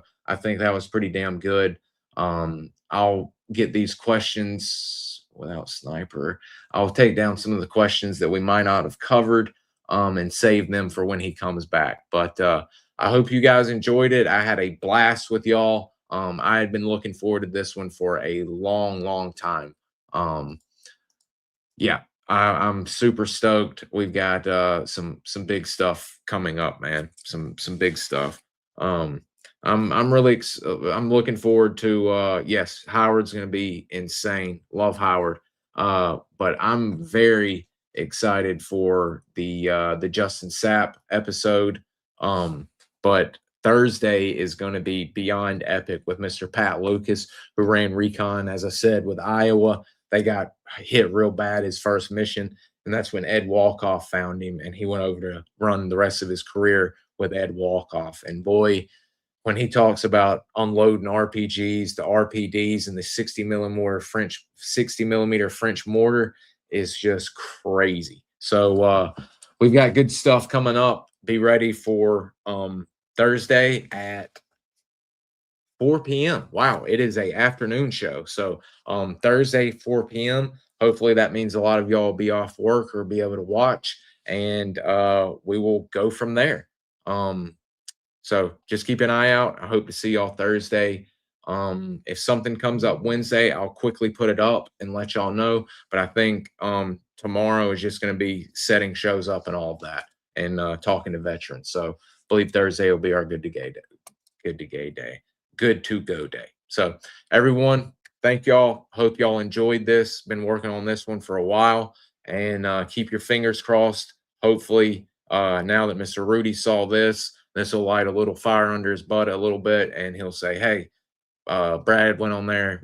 Let me go ahead and go on there. So hopefully we get Rudy on here this year. So, and also news, I have officially decided I'm going to SOAR. Only problem is I've got to start saving up an astronomical amount of money for my hotel room and my flight there and my flight back. So, but I have plans already with veterans to do interviews, live interviews there, and get some pictures while I'm there. So I'll be doing it. I'll I'll be doing streams from SOAR this year. So keep your fingers crossed and we'll do good. So everyone, thank you much. Hope you all had a good day, and I will see